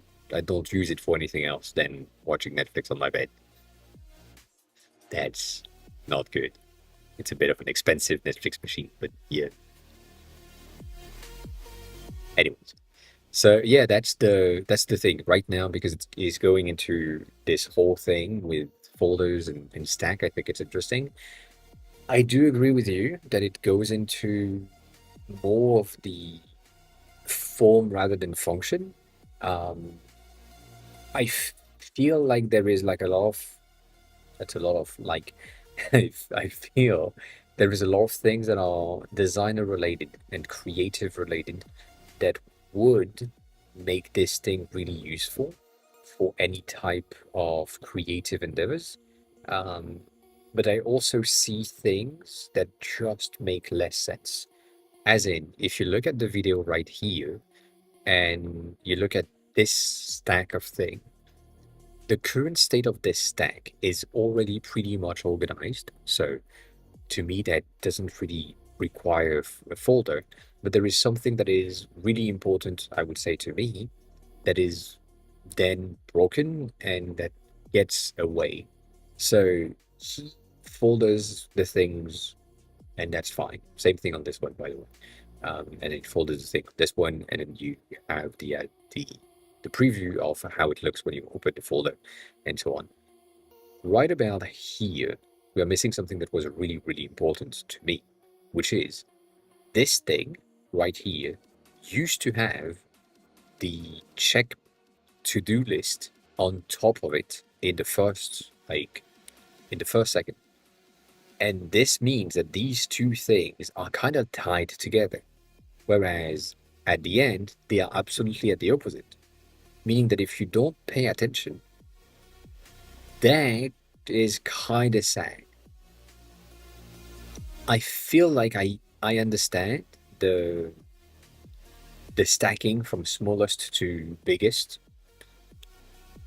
but if we could keep that initial stack, like initial organization, that makes a lot more sense.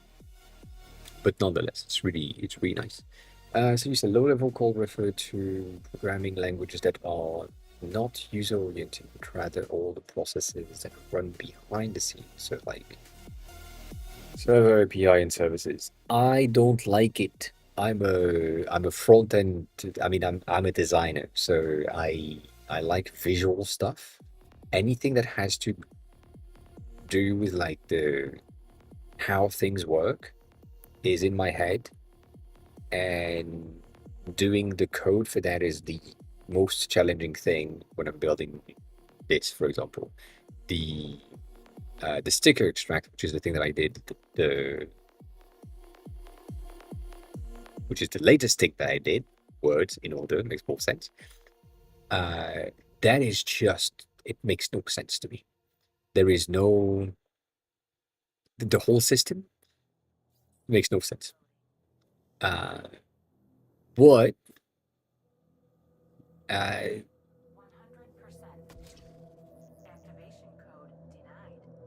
yeah, I would rather have something that does something visually and then does something technically, rather than have something that does something technically but not visually in the first place, or not linked yet. I would say that the front end was probably created first, in a way, but then not in the way that we are naming them now. Um, like I think someone created some visuals, like some LED, like that LED needs to light up when this thing is pressed, for example. So visual happens, so front end, and then the user press the button, and that lights the LED. Cool. And then the back end happen where if that thing is closed, that thing is open, then that LED can only switch once or something. That's backend. So for me, I would say front end and backend kind of same times, but also I do agree. Uh, yeah. Uh,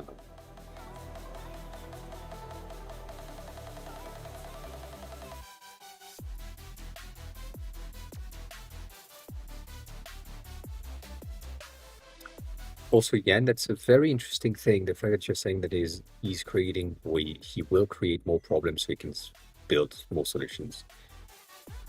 It's an interesting way of thinking about it. Uh, but yeah. Um,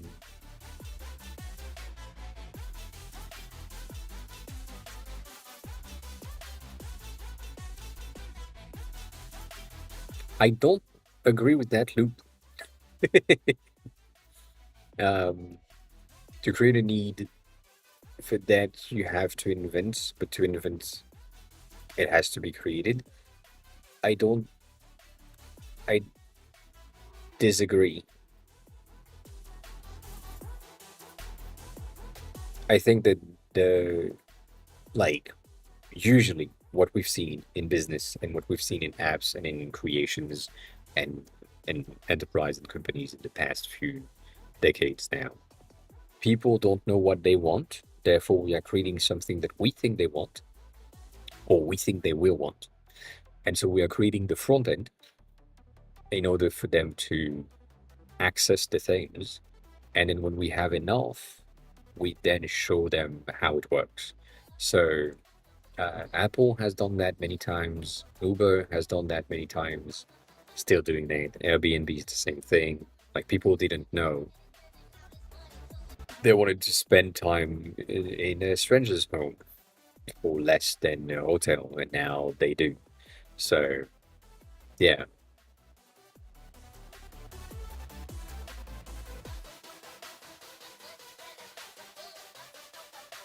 I no, I disagree with that.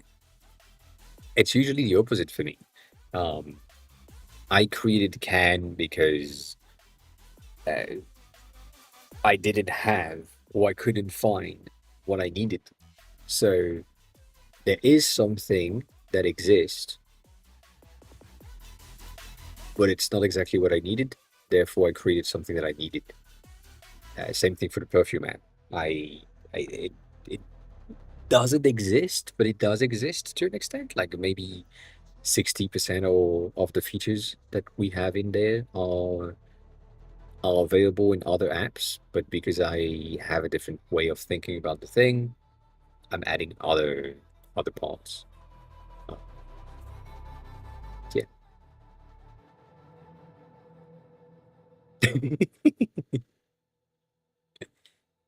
I appreciate that. I I mean,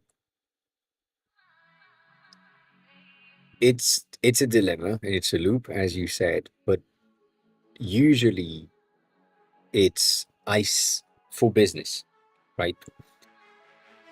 People would say, I see that people need to do this often, and right now there is no service to do this that they are trying to do. As in, people don't have a washing machine at home, therefore I'm going to buy a building, have 16 washing machines, and they can come use that for $4 or $5, or it depends where you are, and you can wash your clothes, right?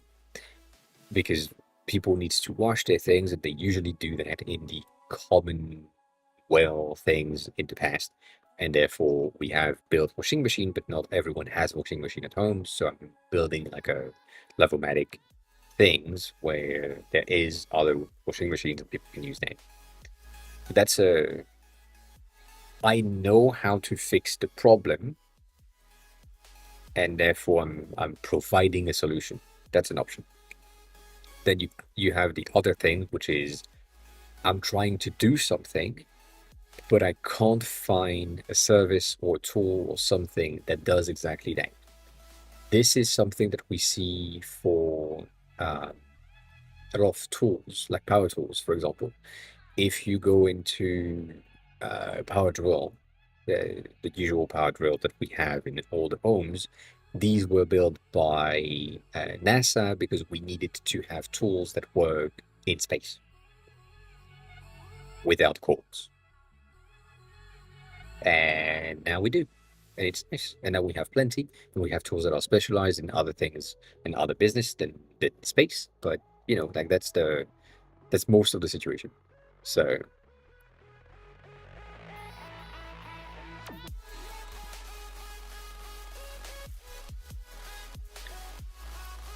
and Jan, your last sentence is true and false at the same time. uh as in one of the teachings that my dad gave me about like uh monks and other things in the world and whatever. He said, I forgot if it's him or someone else, but a long time ago, that basically there is 8 version of you in the world at all times.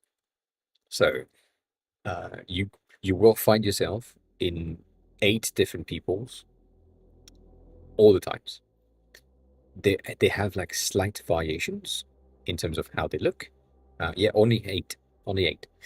But these 8 people are exactly you. So they think the same, they do the exact same thing, they have the same hobby, they have the same hobbies, they have the same taste in music. So it's exactly a carbon copy of you. The slight difference is their activities, their locations, skin color, behaviors, languages, and so on.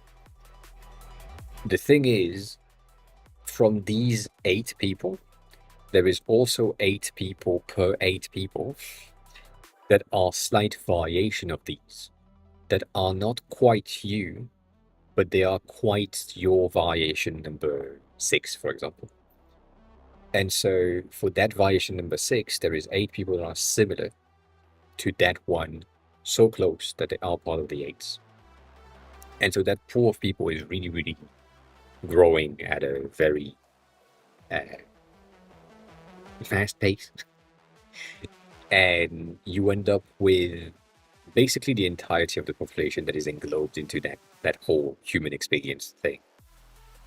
And you can have that with you as the center, which means that by the sheer fact that you are interested in this, because you're building something for yourself, there is at least one other person that is interested, at least. And with that discovery of 8, there is at least 8 people that are looking for that same tool, which means that there is at least 80 people that are looking for this thing. And from these 80 people that might be your core audience at some point, these people are going to be the people that are going to talk about the project, going to talk about the thing that you're building if they come across this thing. And therefore you get like validation from the crowd based on your core audience. So you need to find the people that are like basically you to make sure that you can validate what you're building. But yeah.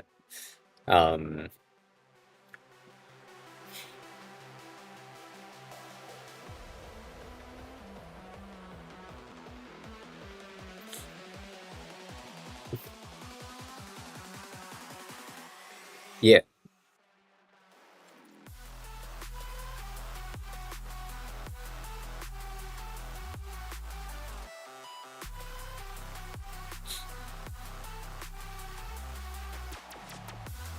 Eh.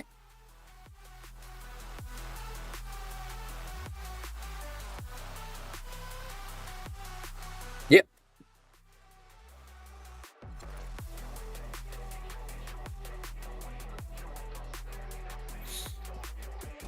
That's another point, yes.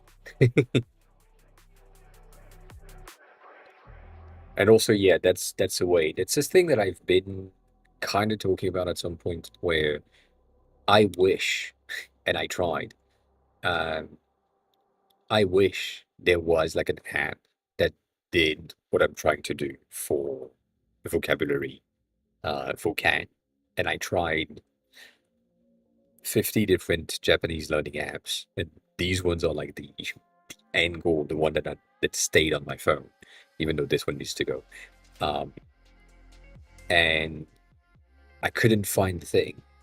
Currently, the apps that are related to perfumes don't do what I'm trying to do. So it doesn't really matter. Like, the thing that I have wouldn't be implementable in the existing apps. So that's another thing that also needs to be taken into consideration when you're building something. Going back to what you said, Maisie, is like you said you create a landing page, for example, because you know there is processes that can open a model by clicking on a button. I don't think people think about that. uh, but yeah, you basically, depending on your levels of skills, you don't have a choice. Like I have a choice of building something that I design myself, but that's not the case for most people. Like most people have only the ability to use what is available, which means exactly what you said. They use what is available because they know they can and they know what the thing is going to do. But some people are building because the thing that they're trying to create doesn't exist yet. And so creators that are creating from scratch and creating like new industries are creating from scratch because they can't find what they are looking for. So yeah, that's the thing. I wanted to show you this though, because that's a nice illustration. It's a Figma illustration.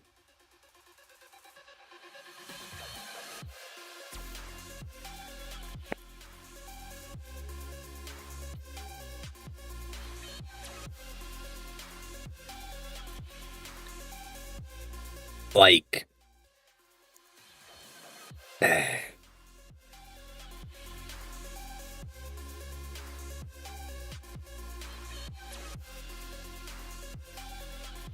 they did good. They did really good. The thing that I'm seeing, which is really sad, but I understand, is that these things, these papers with the text are images and not vectors based on this. Like we don't have any vector text. We do have vector text here and vector text here, but that's about it. And you know, small details, small stuff, but pretty impressive nonetheless. Nonetheless. There are some stuff here and there that I look at, and basically me being me, I'm like, that thing, light is not good. The angle of that rainbow is not there yet. It's not circle yet, but the rest is really really good. Um, so yeah, so that happens.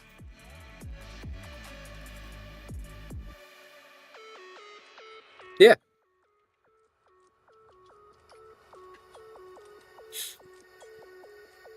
yeah, and I just read your message. I agree with that as well. We, as we on the internet, interested in tech, we know so much that the regular people don't. As in, some people are not aware that this year the iPhone 17 is coming out. That seems like something that is unthinkable on our sphere of the internet or a part of the internet because we're in there all the time.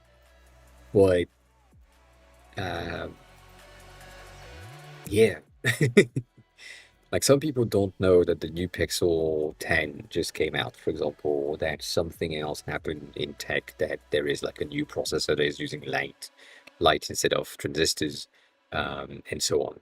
So that kind of reminds me that people don't know. And so if you can just reach them, that might be enough. But then again, with that same um, uh, reversed thinking, some people that haven't used ChatGPT yet, for example, would not understand why an app like Can, for example, is good for them to learn Japanese.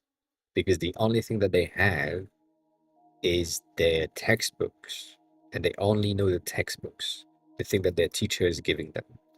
And an app doesn't seem like something that would work for them.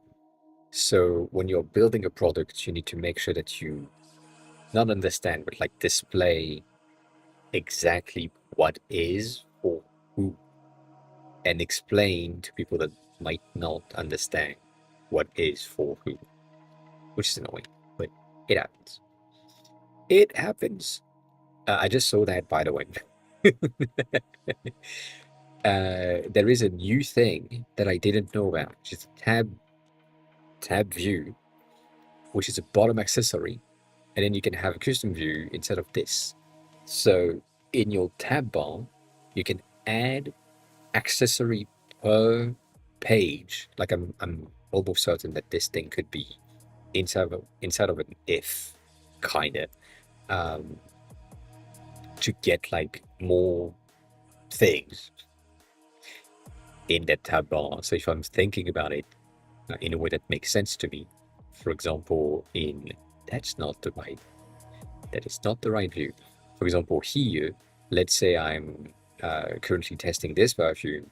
Maybe on this tab bar, I could have accessories with the add an entry and continue testing right around here, rather than having them in the card itself, because that makes no sense. So that's a potential. Again, not saying that it's a thing that would work every time, but it's something that would probably help in some situations. So yeah, that's a. I really don't understand why Apple is doing such a great job at adding documentation and such a bad job as linking the documentation together, because I haven't seen that in the docs when I was trying to do something similar. And that's annoying. Moving on. We've seen this, we've seen that, blah, blah, blah. Blah, blah, blah. That's the thing that I was talking about earlier with the badges that are a bit more interesting than the one that they have created here. Just interesting. This one was really nice to me. For the reply, right? That person said I was hanging a picture 12 feet up and stepped away for a minute and then came back to my 2-year-old being on the ladder. Right? Cool. And instead of rushing to the ladder, I found my phone and made sure to take and frame a picture like this. But like that. That's very true to me. That's the thing that I'm like, well, I understand if you trust your child, why not? But that is a fall from here is kind of, the thing is dead. Like there is no, or at least damaged. So yeah, I would just go.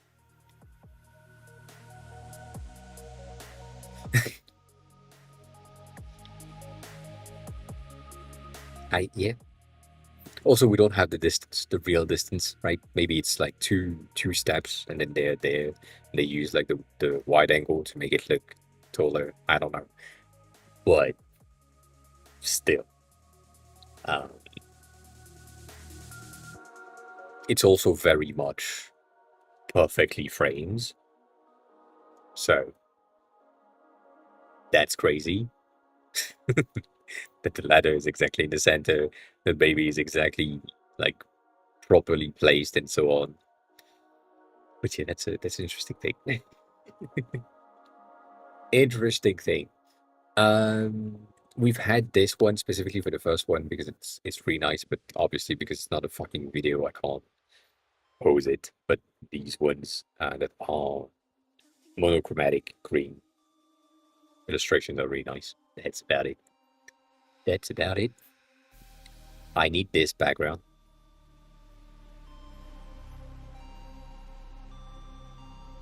That's it. Nothing else. Nothing else. I need this background. To have another one. That was fun. And then this is the thing that I liked when we started the stream. This gradient, this holographic gradient thing is a very common addition to apps, and it makes sense. but I don't know if it will make sense long enough. I like that. I like it. I like the way that it like reflecting on the magic one as well. Like the purple is the purple. Yeah, that makes sense. But yeah, that is fun. That is fun. So yeah, other than that, we've had like a lot of things as always on the on the on Twitter that are really nice, but also that makes no sense for most of our things. I wish I could do this. Like, look at this transition. Goddamn. Ah, I want to get better at transition. I know that Yan, you have like really good transitions already. Uh, but I I get better at these. God damn.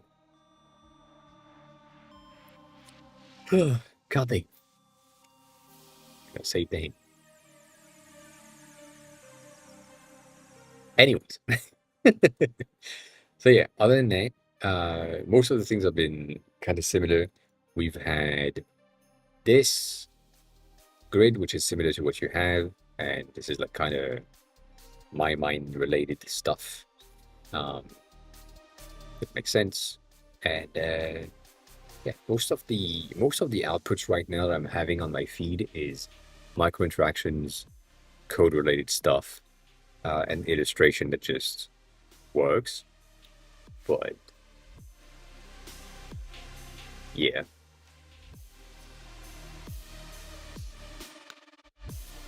dang, dang, yeah. I think you would. I think you would release. I think you would just take some time to release, like more time than expected. But you would probably, you know, release at some point um, to get like something out because you can. That card is so shit. Sorry, I hate it. The padding at the bottom, the padding at the top, just because we have the text in the center. I never said that we needed the text in the center. Ugh, I don't like it. I don't like it in the slightest.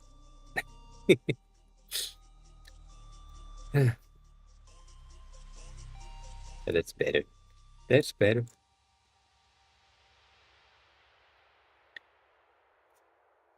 But yeah, I feel like there is so much things that because I don't have the skills, this is a skill issue on my side. Um, there is so much animation that I want to have in there that I can't have because I don't know how to do them. And if I don't do them from the start, going back later and adding the animations is more challenging than getting them right from the start. But then again, going back to how I'm building these things, which is really bad, don't do it. Please don't follow my steps. Don't do what I'm doing. Um, I'm like I'm sure that the way that I've built this app right now, the complexity that's already in there shouldn't be. Um, and that's probably why I have my heart issues now, my brain issues as well, because I'm thinking too much about it and I'm making things way too complex for what they should be. And it it it basically makes or ensure that I will have the hardest time to figure out how to make it better in the future. Mainly because right now is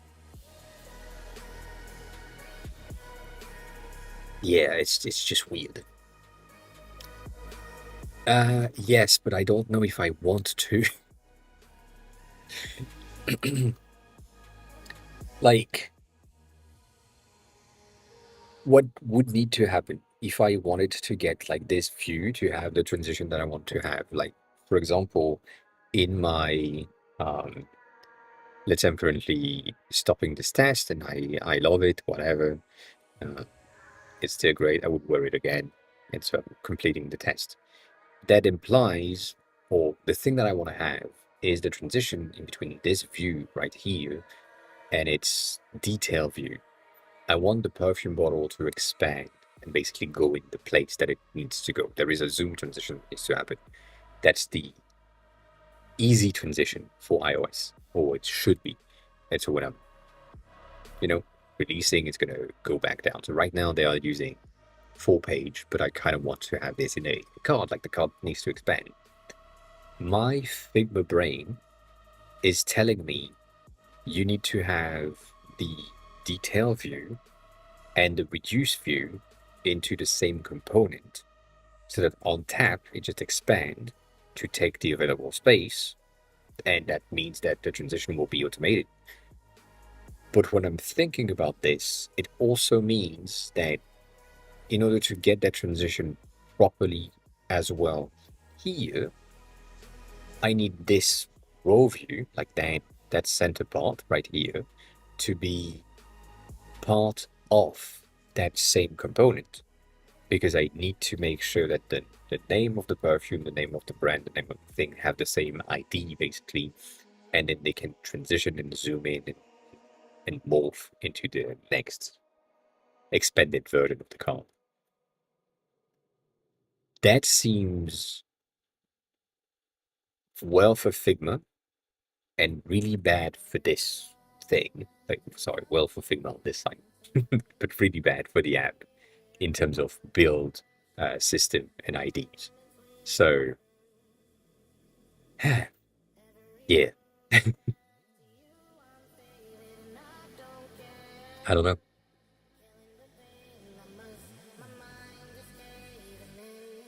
Like, it would help for the transitions in the animations and the thing that I'm trying to do. That's the main point. That is the main point. Other than that,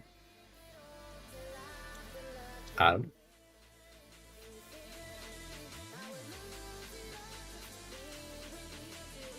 sorry, I'm looking at things. There's no sense here. Um, but yeah, um, it's we have two things. We have the matched geometry transition, and we have the zoom transition, which is some of the two new things.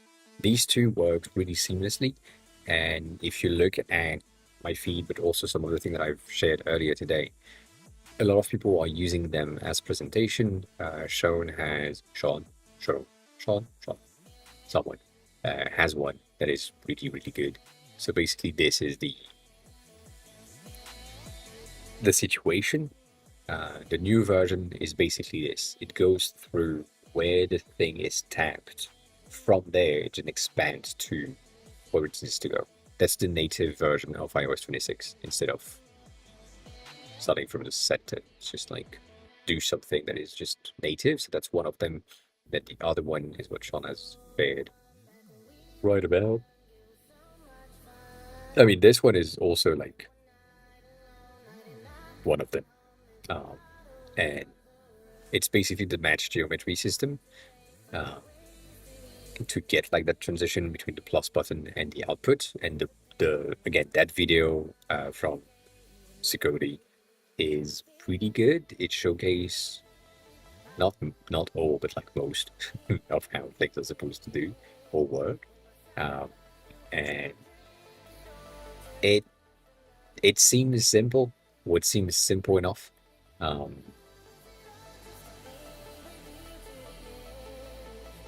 at least to understand.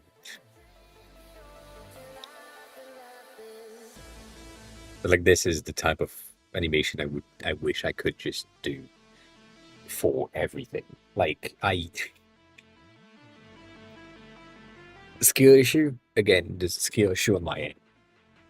I see these things on every app. I see these micro interactions. I know how to make them in Figma.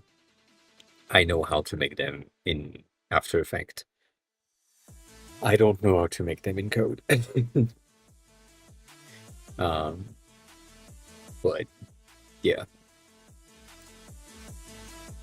and it is some sort of a data ID. You basically need to have, from what I understand from the iOS version, you need to have what is called a namespace that basically enclose your entire element. So um, if my collection view right here is uh, in the namespace of collection view, but my row view is enclosed, or the content is enclosed in the uh, perfume entry namespace, then my detail view right here, which is the perfume entry namespace, will take like title as title, brand as brand, picture as picture, and so on. That's the idea. That's the main concept and how things kind of work. But goddamn.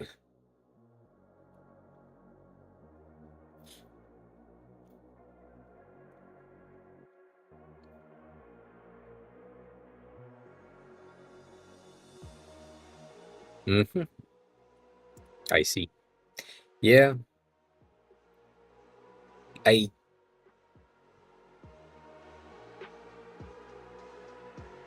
I think me too, but I didn't go into the code part. If I remember correctly, I was interested in design. That I've always been interested in design, but I got interested in motion design because of the animation in the apps and the animation that I saw um, in the software that I have in my hands. And then when I went to that school, we had motion design and web design as well. And we tried to merge the web design and the web design to have like animation with CSS. And I remember that. And at that time, I tried to learn JavaScript to make more stuff, more animated stuff, and failed many times. But that's kind of what happened. So it's similar, and we were as well in jQuery situation. Um, I have Roski's. Hi, work on it. JSAP is really good. We do have now the benefit of JSAP being free, and yeah, that's neat. That is neat.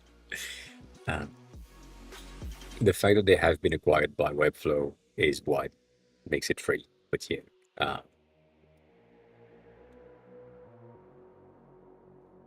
we do like it. I think their website is just so good that uh, it pissed me off in terms of animations because everything just works, you know. Uh, it's just so nice. It's just so nice. Ay.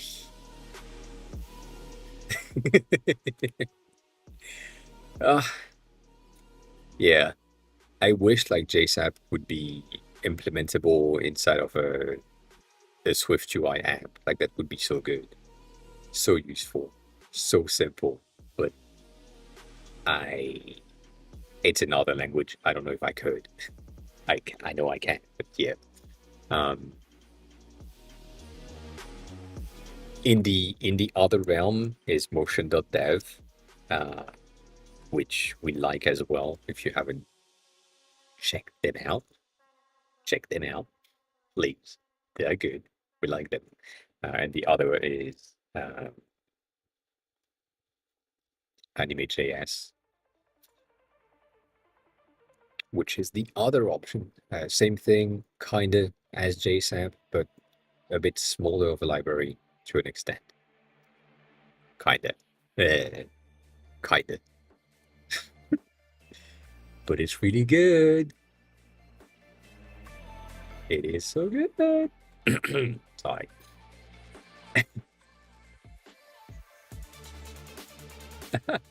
God damn. I studied in Flash as well, Groskis. I I studied in Flash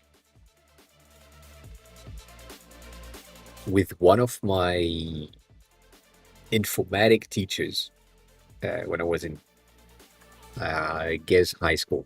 I guess high school is the, because college is the name in French, but that's not like, you know, basically school.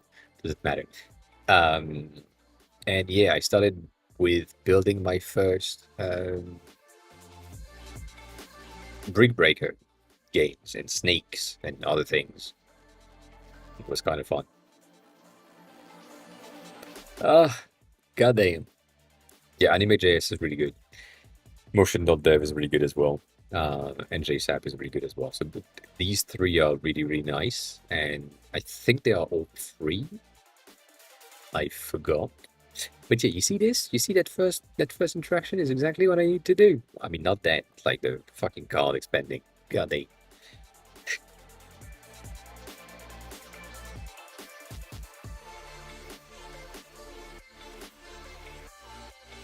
Yeah,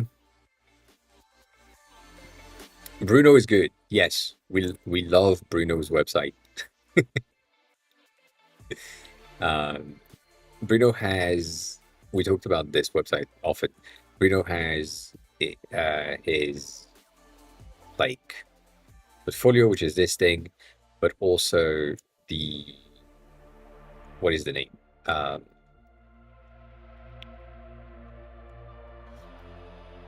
the course.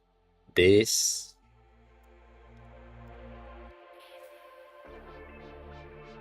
this course.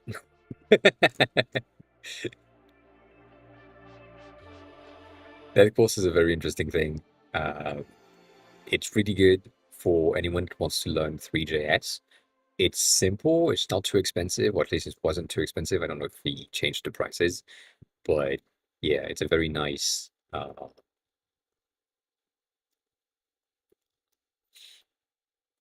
a very nice website. Yeah, it's still like 90 bucks. And then you have this magnificent uh, name, which if you're moving in the website, that tab is animated, which is really fun. Um, like if I'm going backward, I'm going backward, I'm going forward, going forward. Like it's pretty fun. But yeah, we love Bruno's website. And then this one, 3JS Journey, is also like a very nice course to take. It's really quick, and you end up with knowledge about 3JS for your animation, for your websites in no time. Um, that's really good. It's really good. It's like I would say a 3 weeks situation, uh, at least for me. Maybe now it would be like a 6 week situation. But yeah, no, it's really nice. It is really nice.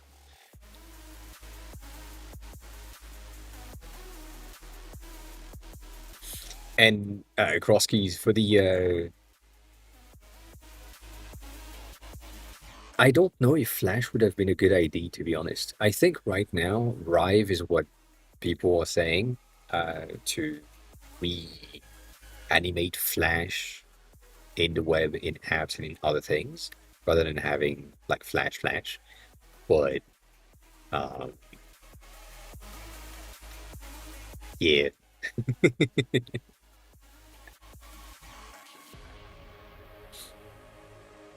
and Tokyo Plastic, yes. Sorry, I just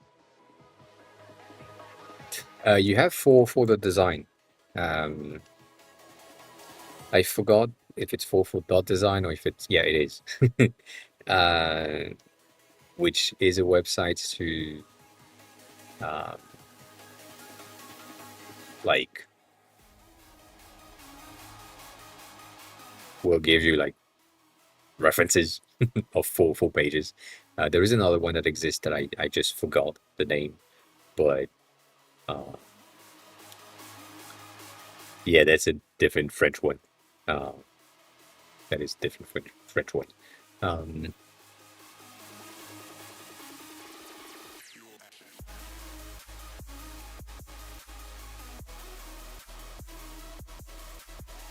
You think it would have made it less open? Maybe. I don't know enough of the technical. Um, I think again, I think Rive is bringing back the interactability, as you say it. Um, but I don't like it. I don't like it. Um, but I can see. Um, I think how things could be improved. I feel like I missed something. Nothing. So dead. I am so dead.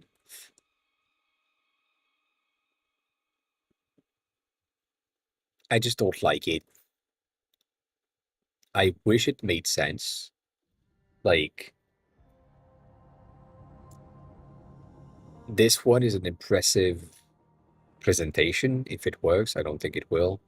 Um, but they have made their overall like overlay in uh, in Rive. The thing is, that makes no sense to me, and it it just like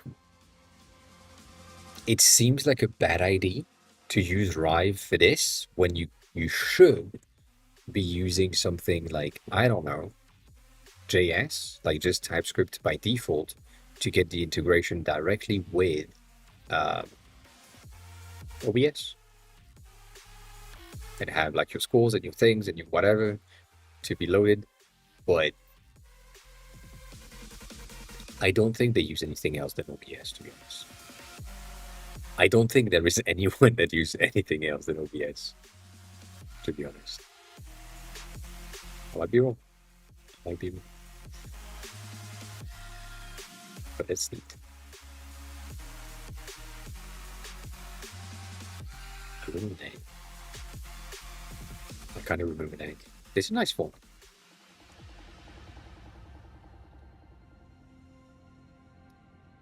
Yeah, but what else do we have? Like I don't see many other um I don't that O needs to be not like that. uh yeah. I mean, Rive is basically linking the things properly with, god damn it, it's the wrong button. uh Rive is a TypeScript slash JSON format-ish. So in a way, or 3JS, basically, format. It's, it's an option, but it feels kind of weird to me to have that in there. I mean, again, I'm biased. I don't like their tool. I love their tool, but I don't like to use it because it doesn't make any sense to me. Like, Unreal Engine makes more sense to me than Rive. So that should give you a bit of an idea of where I land. Like, this bitch that is like such a massive headaches makes more sense than Rive itself. So, yeah. that should that should give you a bit of a hint. But yeah. Um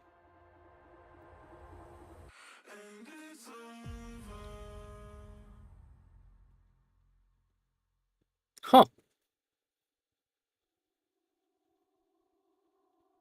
I've never heard of this.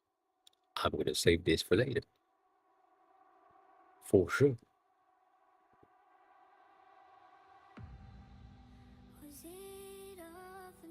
Yeah, XSplit is the only other software that I know or have heard of. But it's not that good. Hmm.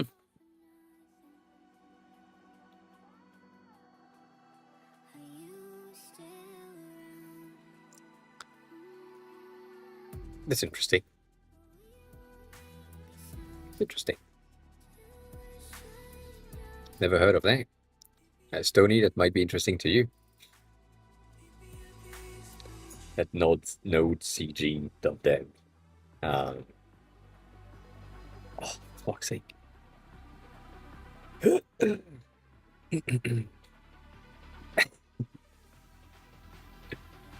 Oh, this thing is killing me.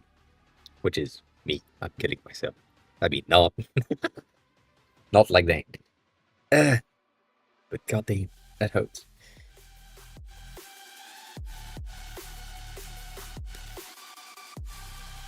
That's interesting.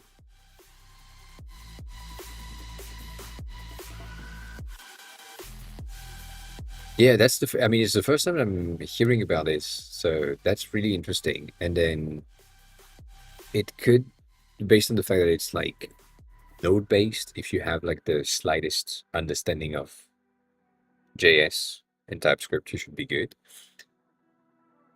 But then again, based on the fact that this is node based and that new LLMs and other like AI assistants are really trained on JavaScript, that's a very easy to integrate things. So that's really cool. Thank you for sharing. Um,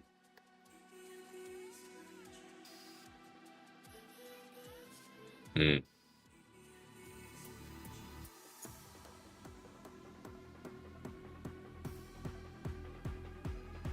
I see.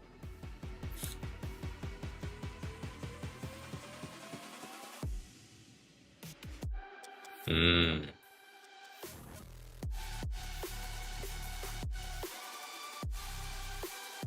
that's nice.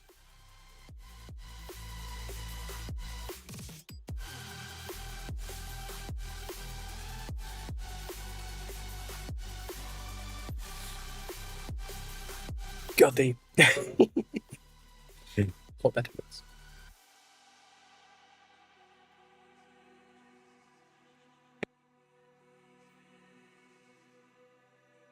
Oh, I have a heart condition. You were not here in the beginning. Um, I since Thursday I have a heart condition. I've been to the emergency room on Thursday night. I spent the night there, and then I came back on Friday, and I went to the cardiologist yesterday. No, 2 days ago on Saturday. Gave me some uh, medicine to take because my tension or my blood pressure is way too high. Like it's supposed to be at like 11 or 10, and it's currently at, I mean, currently it's like at 14, I'm guessing. Um, but I'm usually at like 15, 17, 18-ish. So yeah, and I had spikes, like basically arrows in my heart type of feeling. And so when I went to the cardiologist, she checked, and we we figured that I have an inflammation in my flaps. I don't know the name. This thing that flaps to let the blood flow in. So basically, when it goes down, not on every beat, but on some of the beats, the inflammation is touching a specific point, and therefore it just hurts so much. So yeah, that happened. Um, so this week is going to be kind of a slow week because I'm taking the medicine, and the medicine is making my blood pressure so low compared to my regular baseline that my body is screaming for blood. So my headaches is crazy, my cramps are crazy. I'm sore from walking outside doing 10 squats, and then I'm just sore in the legs. So yeah, um, yes, exactly. That's the name. Right about the.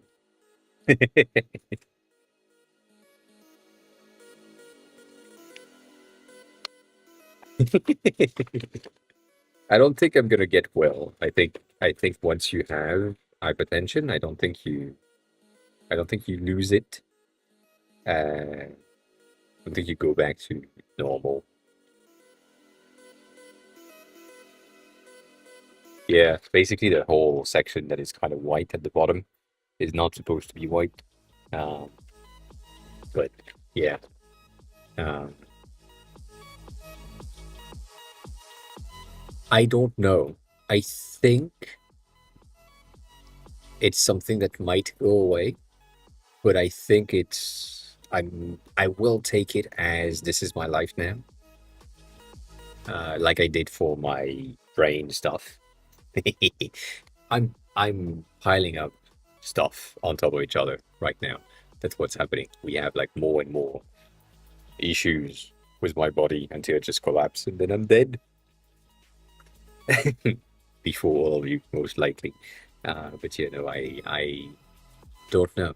I'm taking it as this is my life now. It would be easier for me to just say uh, this is how things are, and therefore it's going to stay this way for the next 6 months at least. Uh, I mean, it's good. I take this for 6 months.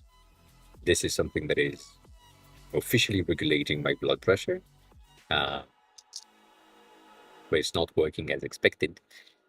Also, it's been like 3 days, so it makes sense.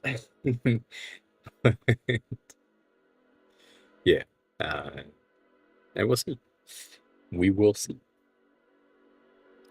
Okay, it's just gonna be a slow first week where I can't do much, and I will do my best, but I can't do much. And I was expecting to do a stream of like 2 hours, but apparently we will reach the 3 hours. I guess I don't know. Um, but yeah, I need like rest, and I can't go to the gym because I feel like I don't have enough energy, so I could just go on walks. We'll see. But yeah, hypertension is not it. How do you know that it's the mitral valve? Actually, it's something that uh, I know. Bad greedy boy. Hi, what going on YouTube? How are you? Who are you? How did you find the stream? What are good resources or website for color and font picking? You are arriving at the right spot. I have saved 3 on my phone that are basically about that. So we have, um, I guess, font brief. Did I share font brief? I forgot. Let me just check. Um, so we have Font Joy, which is one of the interesting things for fonts and font pairing specifically. So if you are interested in that, take a look at Font Joy, which is pretty neat. It just gives you like a very simple font pairing that could work for you, could not work for you, and then you can just say, let's say I'm liking, uh, let's do a high contrast. And let's say I like this font specifically, I can lock this one and then play with the other one to generate something else and say, oh yeah, I do like this, cool. Let's change the last one. That's pretty cool. And now I have my 3 fonts. I can use that and have this for font pairing, which is the first one. Second one is Font Brief, which is um, an interesting website to help you understand the positioning of the fonts that you are trying to get into your projects. So I really, really recommend it because it is good.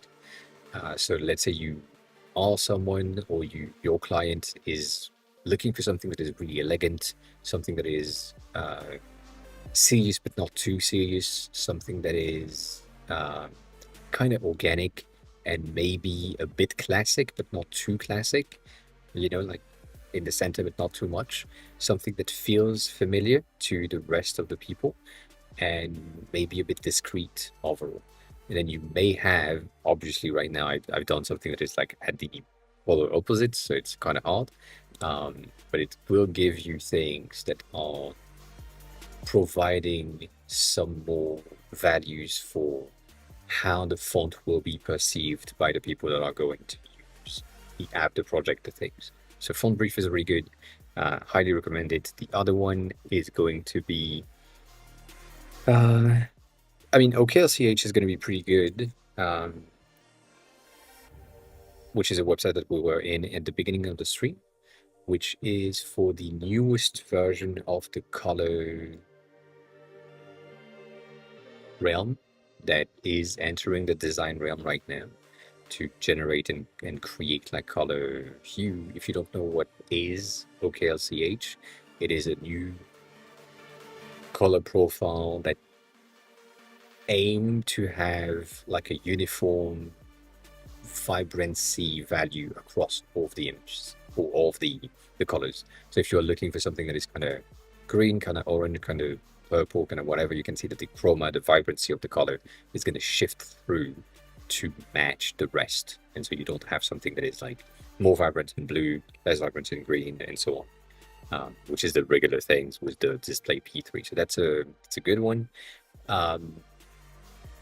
When you say colors, what are you looking for specifically? Because this one is really good. The other one is going to be the Tailwind,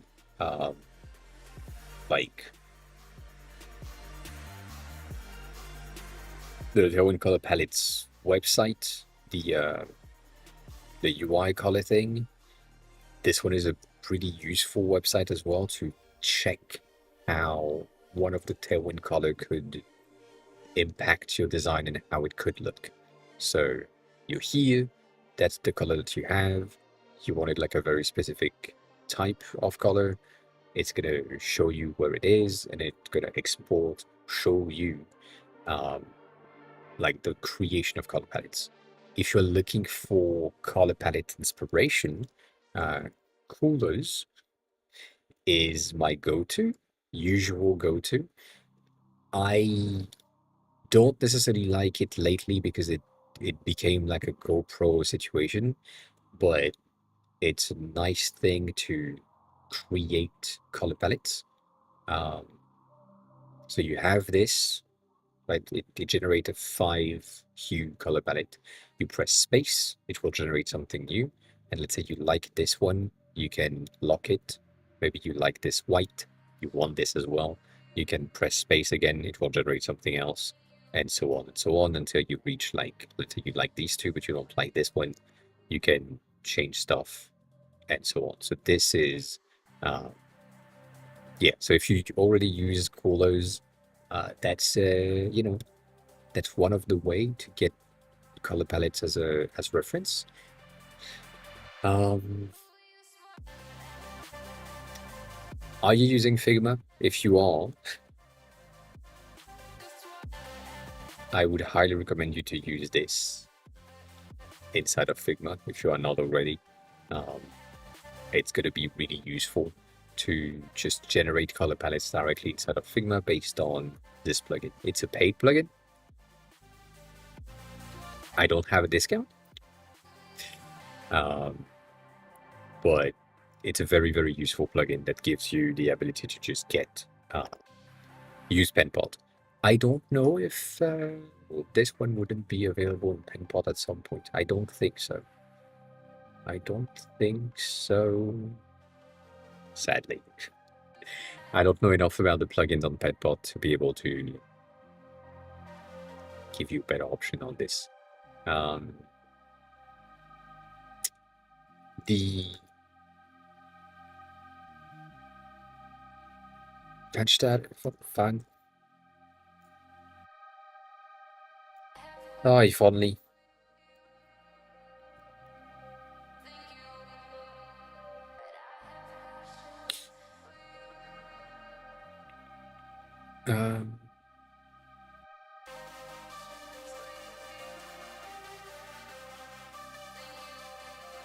I guess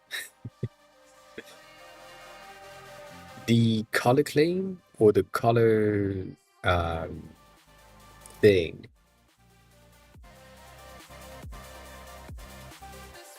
Walk on it.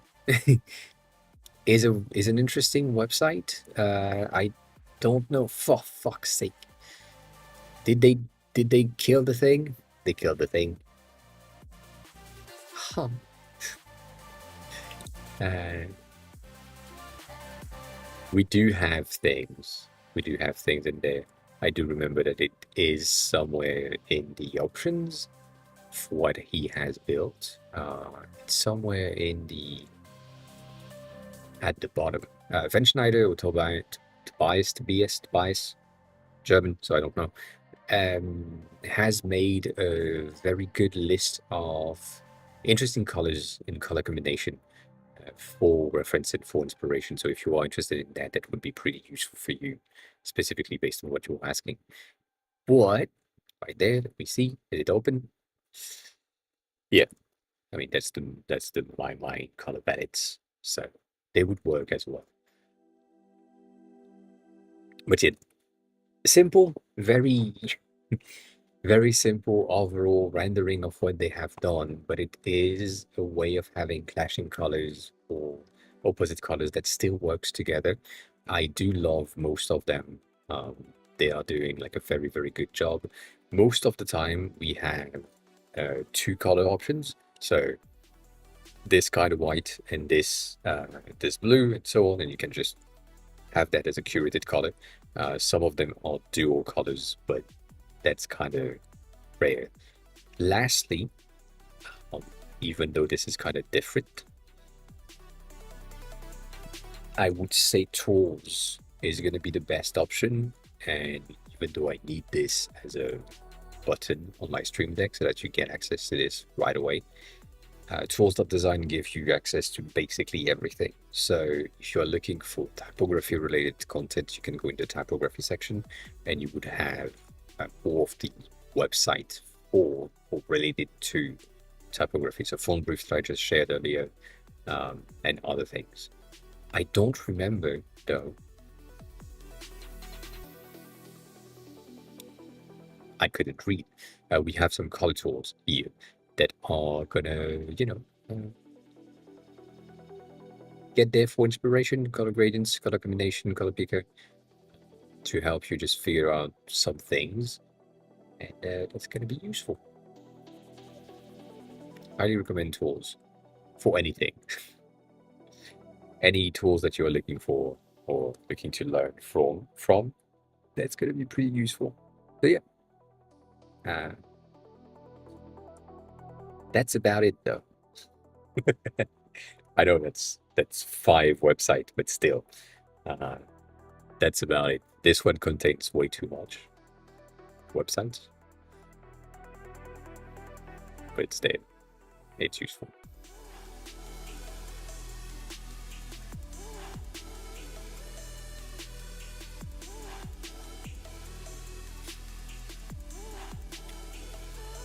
Yeah.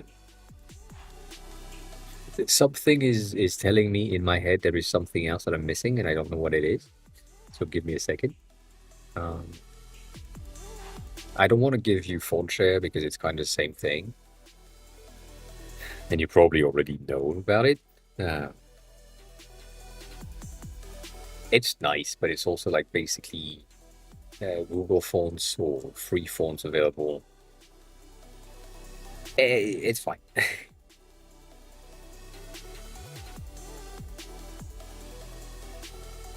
They're also very similar to me now that I've kind of played with them a bit longer. Other than that, I'm sure missing something. I'm sure I'm missing something. Um,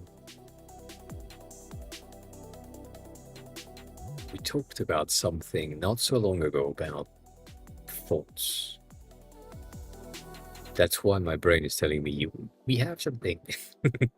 There is something somewhere in there that we know about. Um,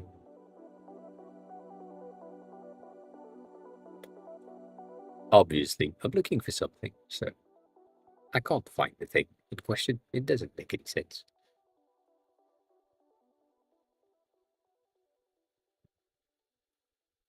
Yep.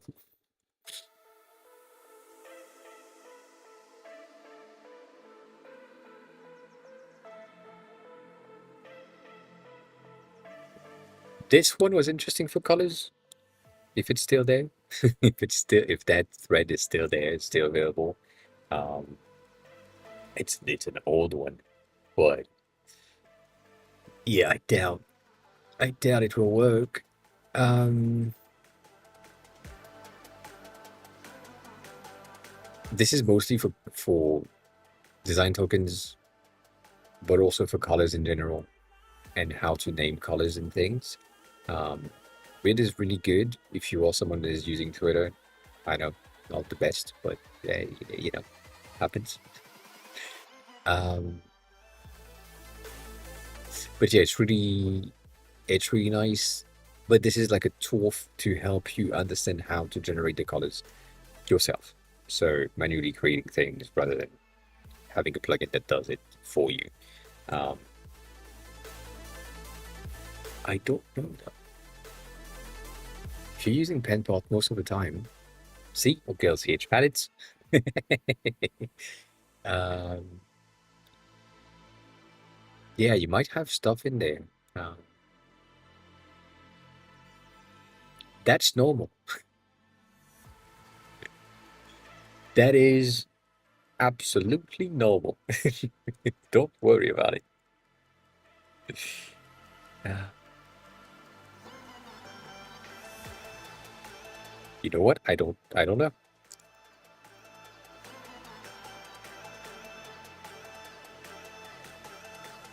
I don't really post there. I'm using it for uh, reference, and that's my likes, which you can't have access to. God damn it! That is the wrong link.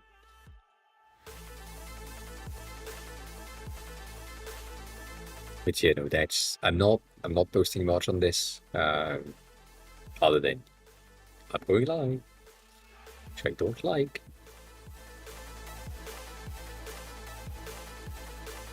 But yeah, no, other than that, um,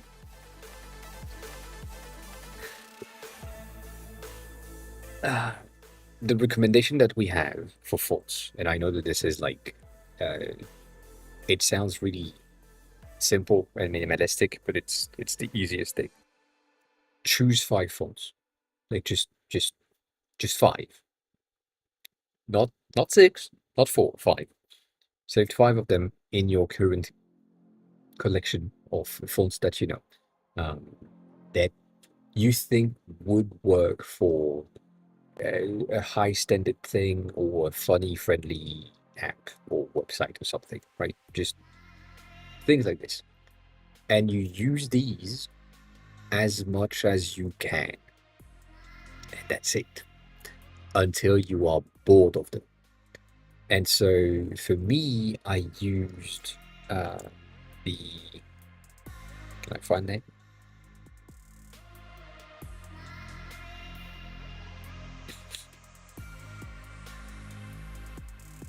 Bitch. I used this. I know you can't see my screen. 1 second.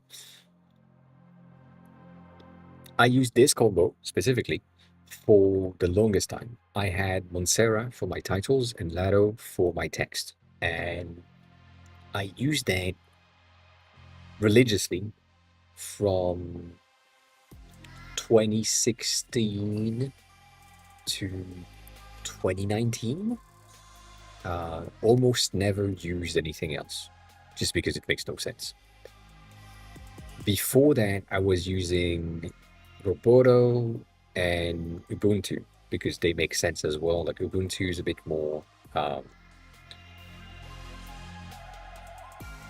fun to an extent. It has like this kind of characteristic that is recognizable, but that's about it. And OpenSol, for example, which is like another one that I used a lot. Really simple, really classic, really whatever. Right now, we are using Enter and Geist most of the time. I don't know if Geist is here. And they look the same. They look the same. I I don't have anything else to say on this one. They really are the same to me. Um, They have some differences, obviously, but that's the thing. If you use goals and you like it, and it works for you, and it has the style that you need, and it has uh, the variety that you need for your designs to work with that amount of flexibility, use that. Don't choose anything else. The current one that everyone is using is Enter, which means that if you use something different, you will already stand out based on fonts because, you know, everyone is using Enter. And yeah, that's the recommendation. Just use five. Select five in your collection, and then forget about it. Just use these and be good at like be done. Um, am I forgetting something? What the fuck you ain't right there. Um, like my collection of fonts is massive, obviously, uh, but it's also like it's a 20 years collection, so it's been accumulating for a long, long time. Uh, and there are some fonts that I love based on the fact that they are flexible. So if I'm using FF Mark, for example, which is my favorite, I'm just going to use Mark as the name. They have this variety of options coming from hairline to basically massive, and that's just the variety that I need for some of the design. The thing is, this font cost 5k. Um,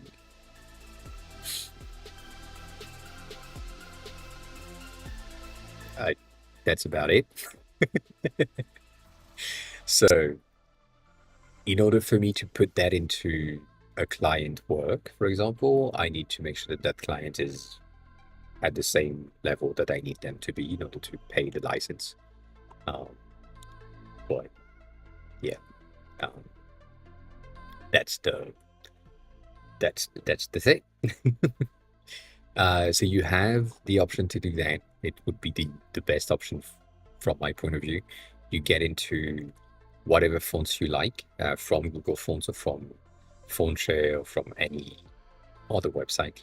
You select five of them that are different enough so that you can use them separately. Maybe you like Bosca for the titles, and you like I don't know, Tanker for the titles, and Alpino for the text.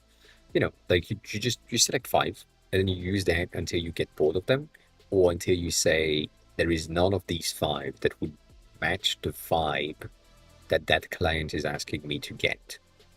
And when that happens is when you start to look for a font that is specific, in which case font brief is basically where you go, because you then are like, well, I need something that feels kind of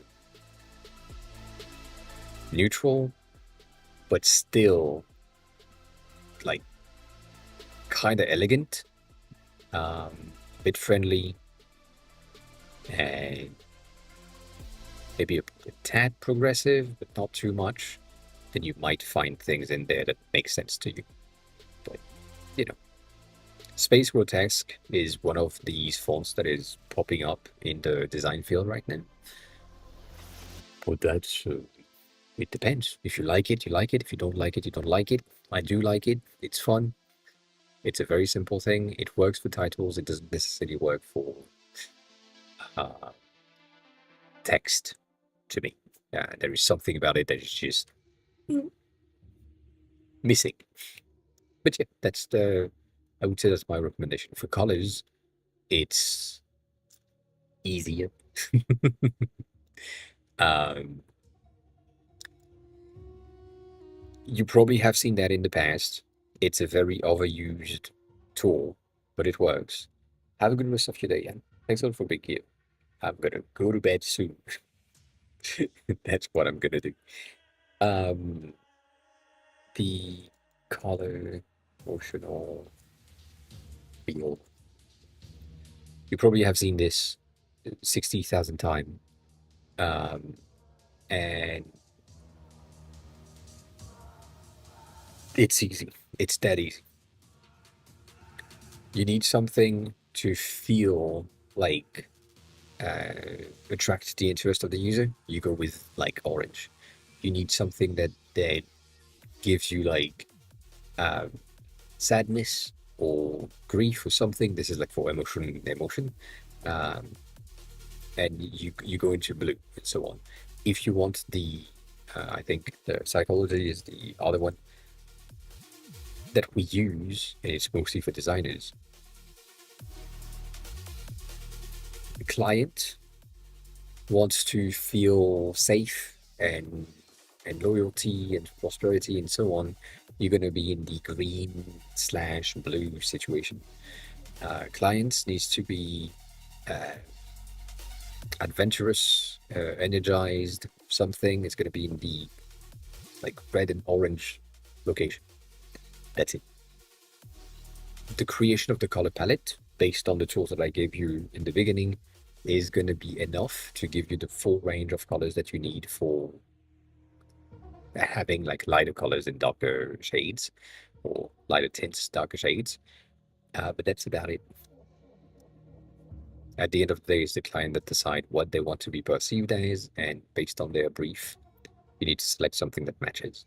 So that's about it.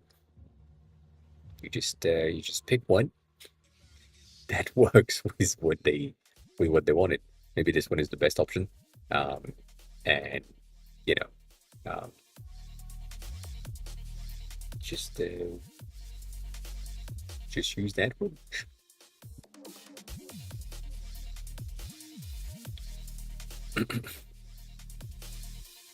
But yeah, the color is very simple.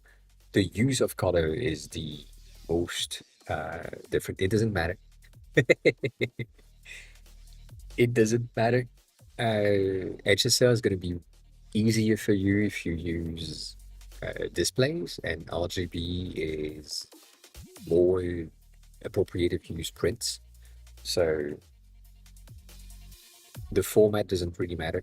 It's just where things are going to be used. So if you know that you need to code the thing, X codes are going to be easier.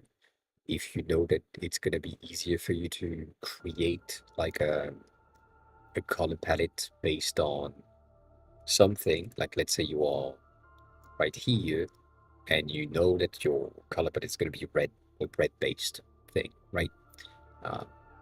Let me do 5 options. If I'm going into HSL right there, and then I'm getting my lightness value, which is currently at 100%, and I want this to be like at 70, and then that's the opacity, which I want this to be like at 30, and then I want this one to be 20, or maybe even 15, 8, and then maybe 4 to get like the full range of darkness. Then I'm going to do the exact same thing at the top. So 70, 90 is a bit much though. Let's just do 80 on this one. 90, and then 98, 95, 94. With HSL, you are gonna have like a range of color that is pretty good, pretty fast, but not necessarily appropriate for what you're trying to achieve. So it's really simple, and it's really easy to get like that whole range. The other option you have is, at least for me, is this. And that's usually what I do. I just get Um,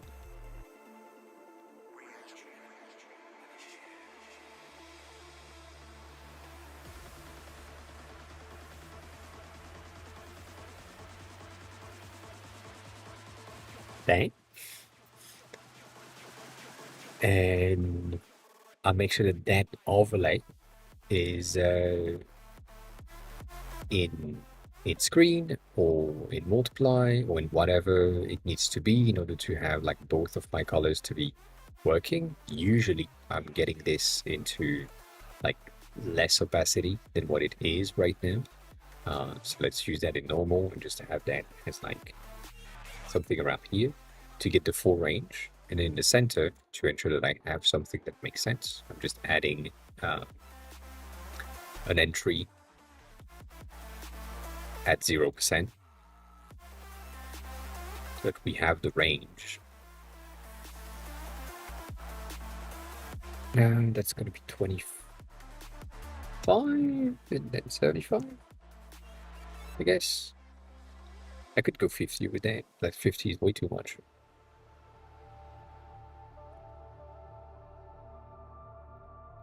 But that gives you like the range-ish. Um, that's another version of this option to get your colors, but it's not necessarily the good one. But yeah, that's the format doesn't matter. The color just matters as long as it works with the client and the work that you're trying to do. Use whatever you're comfortable with. So if you know how to play with HSL or HSB, and that's fine with you, do that.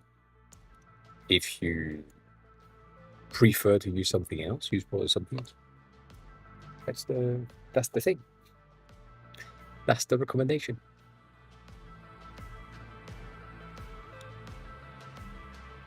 It is. However,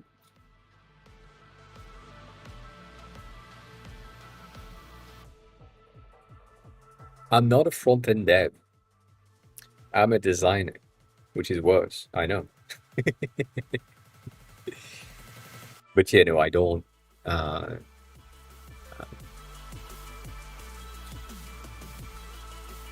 I don't do code. I know you just so that, but I don't do that. That's not me. I mean, it is, but it's not me. Oh, god damn.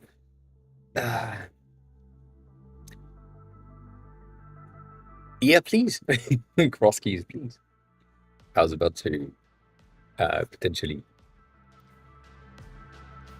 go pee, but also rate someone. Um, you know, I need to pee. So 1 second.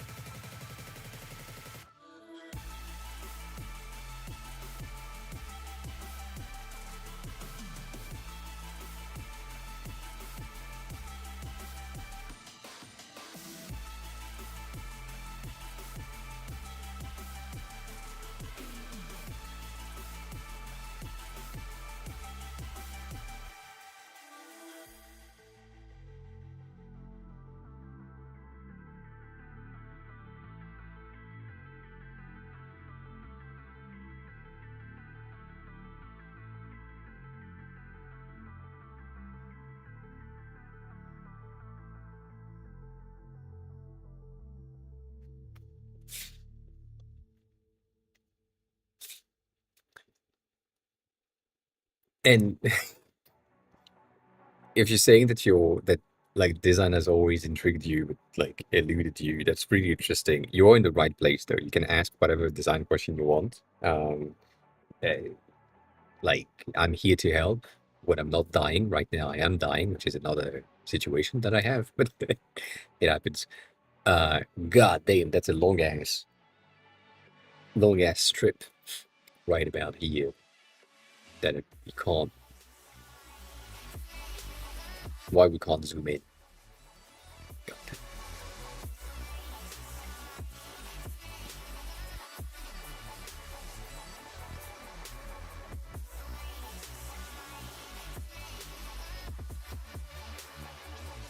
That works ish.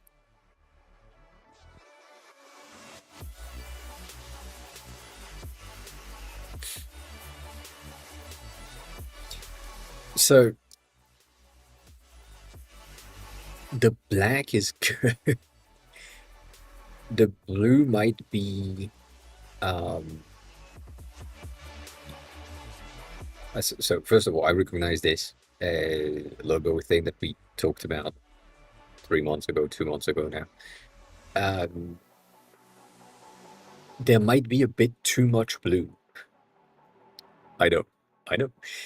But you might have a bit too much blue in there, uh, and not the same blue, as in your header doesn't use the same blue as your titles. The titles are like darker, which is the underline thingy. Um, so that's the first thing. I would have way less blue stuff and way more um, subtle thing. So I understand that you want your headers to stand out, but they don't like. Let me zoom in and give you like the realisticness of what will happen, at least for me. I'm here. I'm seeing our services. Cool. I'm scrolling through. I'm seeing titles and titles. I'm seeing this thing with QuickBooks training. In my head, as a user, I'm saying, "Oh, this is a button because it's blue, because it's stand out, because all of my titles were black. I'm going to click on it. It does nothing. Cool." So I continue and I'm seeing this again and I'm like, is this a button? I'm clicking on it. It's doing nothing, so it's not a button. Cool. And then I'm reaching this point where I reach the Facebook things, and this is probably clickable. But because I've seen blue stuff not being clickable for the whole time of the whole landing page, mobile, I'm not clicking on that because my brain, for now, based on these basically 4 blue titles, told me, oh yeah, you can't click on blue stuff. So there is no point in clicking on this one. There is supposed to be a link somewhere, but they forgot. So that's the thing that I have in my head right. I'm looking at this. That's why I'm saying like maybe unblue your titles or make it like in a way that doesn't look like a button because your last element needs to be a button to be clickable. Same thing for the book of free meaning thing. That would make sense. So yeah. And you're saying Bootstrap is the cool thing. I do think that Tailwind is really good as well. If you haven't tried Tailwind, please do. If you haven't tried Shad CN, please do. And the latest version of Bootstraps are really good. Nothing to complain about there. But yeah. Um,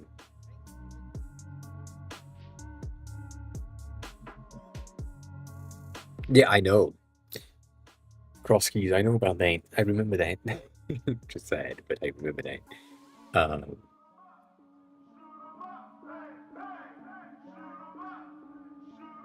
not that they are not clickable, that the copy person is just like having a very heavy hand on the copy itself.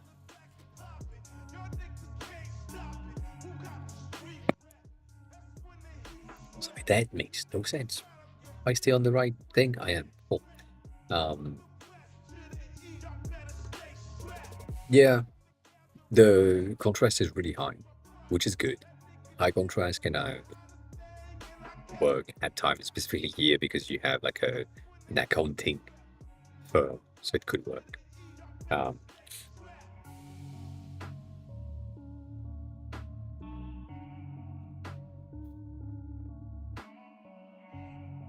I don't know if I would introduce new colors, to be honest. I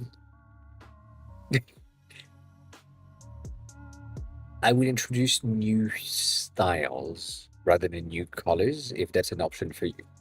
So my main point, fucking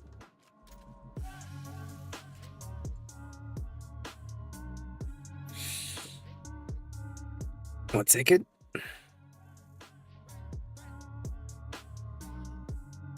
Damn. What? um, the main thing that we have is that we recommend to not have uh, center aligned text. So most of these titles um, would be left aligned for me. And that would imply that, for example, the CIC would probably be able to be on one line instead of being on 2 lines. We tend to avoid like uh, single words on lines. 2 words in central section is fine, but like you know. So I would kind of change these to get them like left aligned, potentially having them without the banner blocks behind. Uh, Something that could, again, this is a could be here is if you had your title. Let's do that at 40 and blank. So if that's your title, I would have something potentially that's a wild ass song. Um, like this. And like very simple highline on the edge that says, oh yeah, this is a title. And so if you have something that is like a 2 line of text, it's going to be something like this, and this is probably going to be bigger or whatever. Not even, I don't really, doesn't really care. I don't really care. It doesn't really matter. That's the thing that I wanted to say. The other thing is, if you have like another option, or if you do have another option, is going to be um, something like this, where your title is going into like 2 lines. You could have, that's a bit of a more complex things to put in place. You could have like a first word or first 3 letters that takes a specific blue, whatever, underline. It's not necessarily a good idea, but it kind of works. Um, so if I'm doing the options,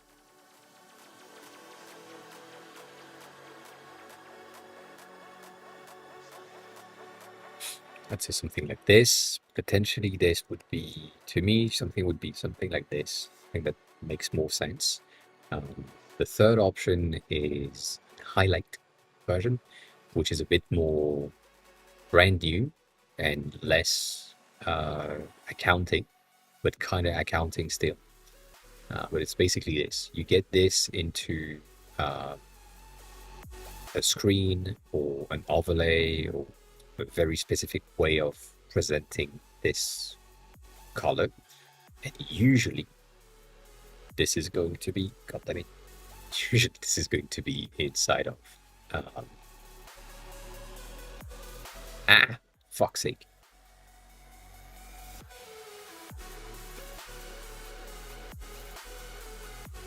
Something like this. So, like highlighted, like a highlighter text type of thing. That is new in terms of the design style, but that kind of helps a lot of people understand that, oh yeah, this is something that is important. And that usually goes into specific words of the text for these highlights. For the bootcamp, if you followed through, um, it's kind of like creating bullet points, kind of. Not exactly, but yeah, kind of. if you followed the bootcamp on YouTube, um, in one of the pages that I have, which by the way is around here, I forgot it which one it is, but it's somewhere. We have these, which are old design, but they are like kind of the same concept where you have a highlighted word in the title itself. So this could work. Cybersec time, look on it. You're not the only one. It's kind of sad that you can't. I don't know if you can hear me. I don't think you can. But yeah. Um, so yeah, that's a thing that you could do. Cross keys for the colors, potentially. But not necessarily good. So yeah, for me, I would go for this because it's easier to read and easier to scan, um, rather than the thing that you have currently, because that is kind of looking like badges or banners that needs to be read in their entirety. That's a different thing. God damn, I know. Um, and then there is a bit of a an issue for me in between your headers in black and your headers in blue. Like you're not using the same fonts, and your blocks of text may have too little of line height. 1.46, 140%, 160% for the line height of your text paragraphs, like here, would make it like kind of closer to this. So that might be a bit better. But yeah, that's about it. That's about it. I wouldn't, again, going back to your question, I wouldn't reintegrate any color. You said that they don't like green. If they don't like green at all, maybe QuickBooks logo could be the black one, the black version, so that it matches with the helping hands. Yeah,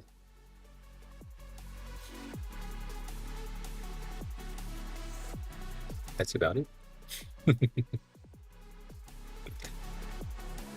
That's about it. Don't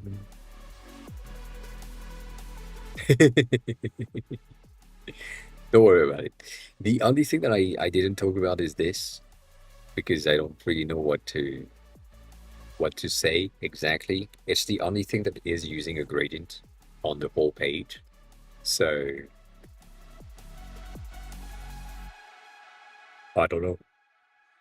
Maybe you need to not do that. um,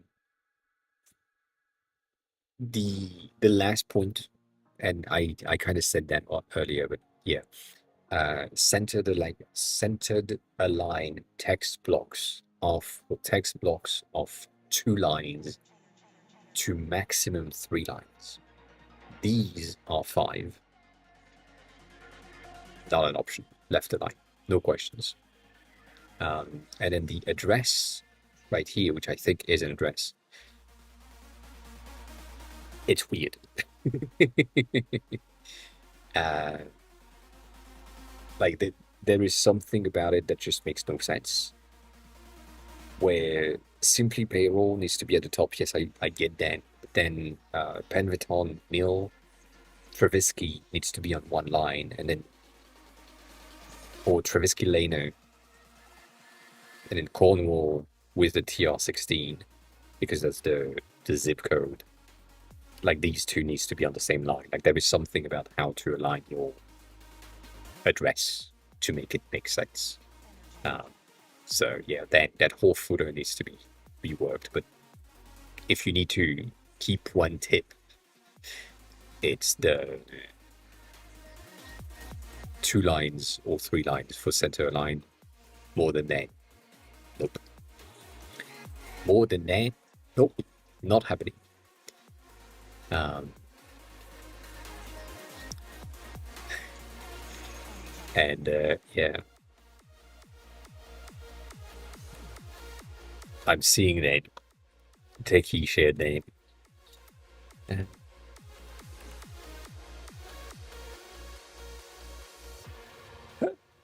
which is sad.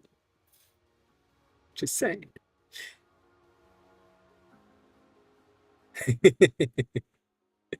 Eh, you don't necessarily need to, but yeah, it happens.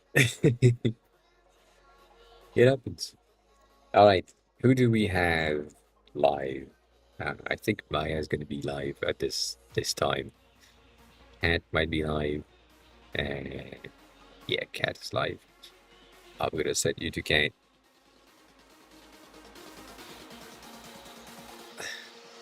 She's playing games again. Obviously. Obviously. Oh, god damn. Alright, I'm sending you to Cat. Thank you for being here, as always. If you want to watch the VOD is going to be on YouTube. It's on Twitch as well, but it's not like for a long time. So on YouTube, if you want to ask question in Anonymous live, join the Discord. Bad Greedy Boy, if you want to come back to Twitch next time, you're welcome there as well. And the links in the thing that I'm just sending in chat right now, not navigating through YouTube. Sorry, it's not there yet. But yeah, as always, if you want to learn Japanese, Can is pretty good. And if you want to give me some money, you can buy UI Kit, like the Mom UI Kit, which is pretty good. Or you can sub here, but that's not necessary, as always. I'm not there at 4:20 on Wednesday because I have a doctor's appointment for my heart things. So on Wednesday, I think I'm gonna start at 6. Or I'm not gonna stream. I don't know. It depends on my heart. It depends on my heart condition. So we'll see then. And yeah, enjoy the raid to Cat. Join the raid for the points, and I'll see you all next time, which is either Wednesday or Friday. I don't know. We'll see. But yeah, that's where we are. As always, eat something, drink something, be kind to each other, and I'll see you soon. Bye.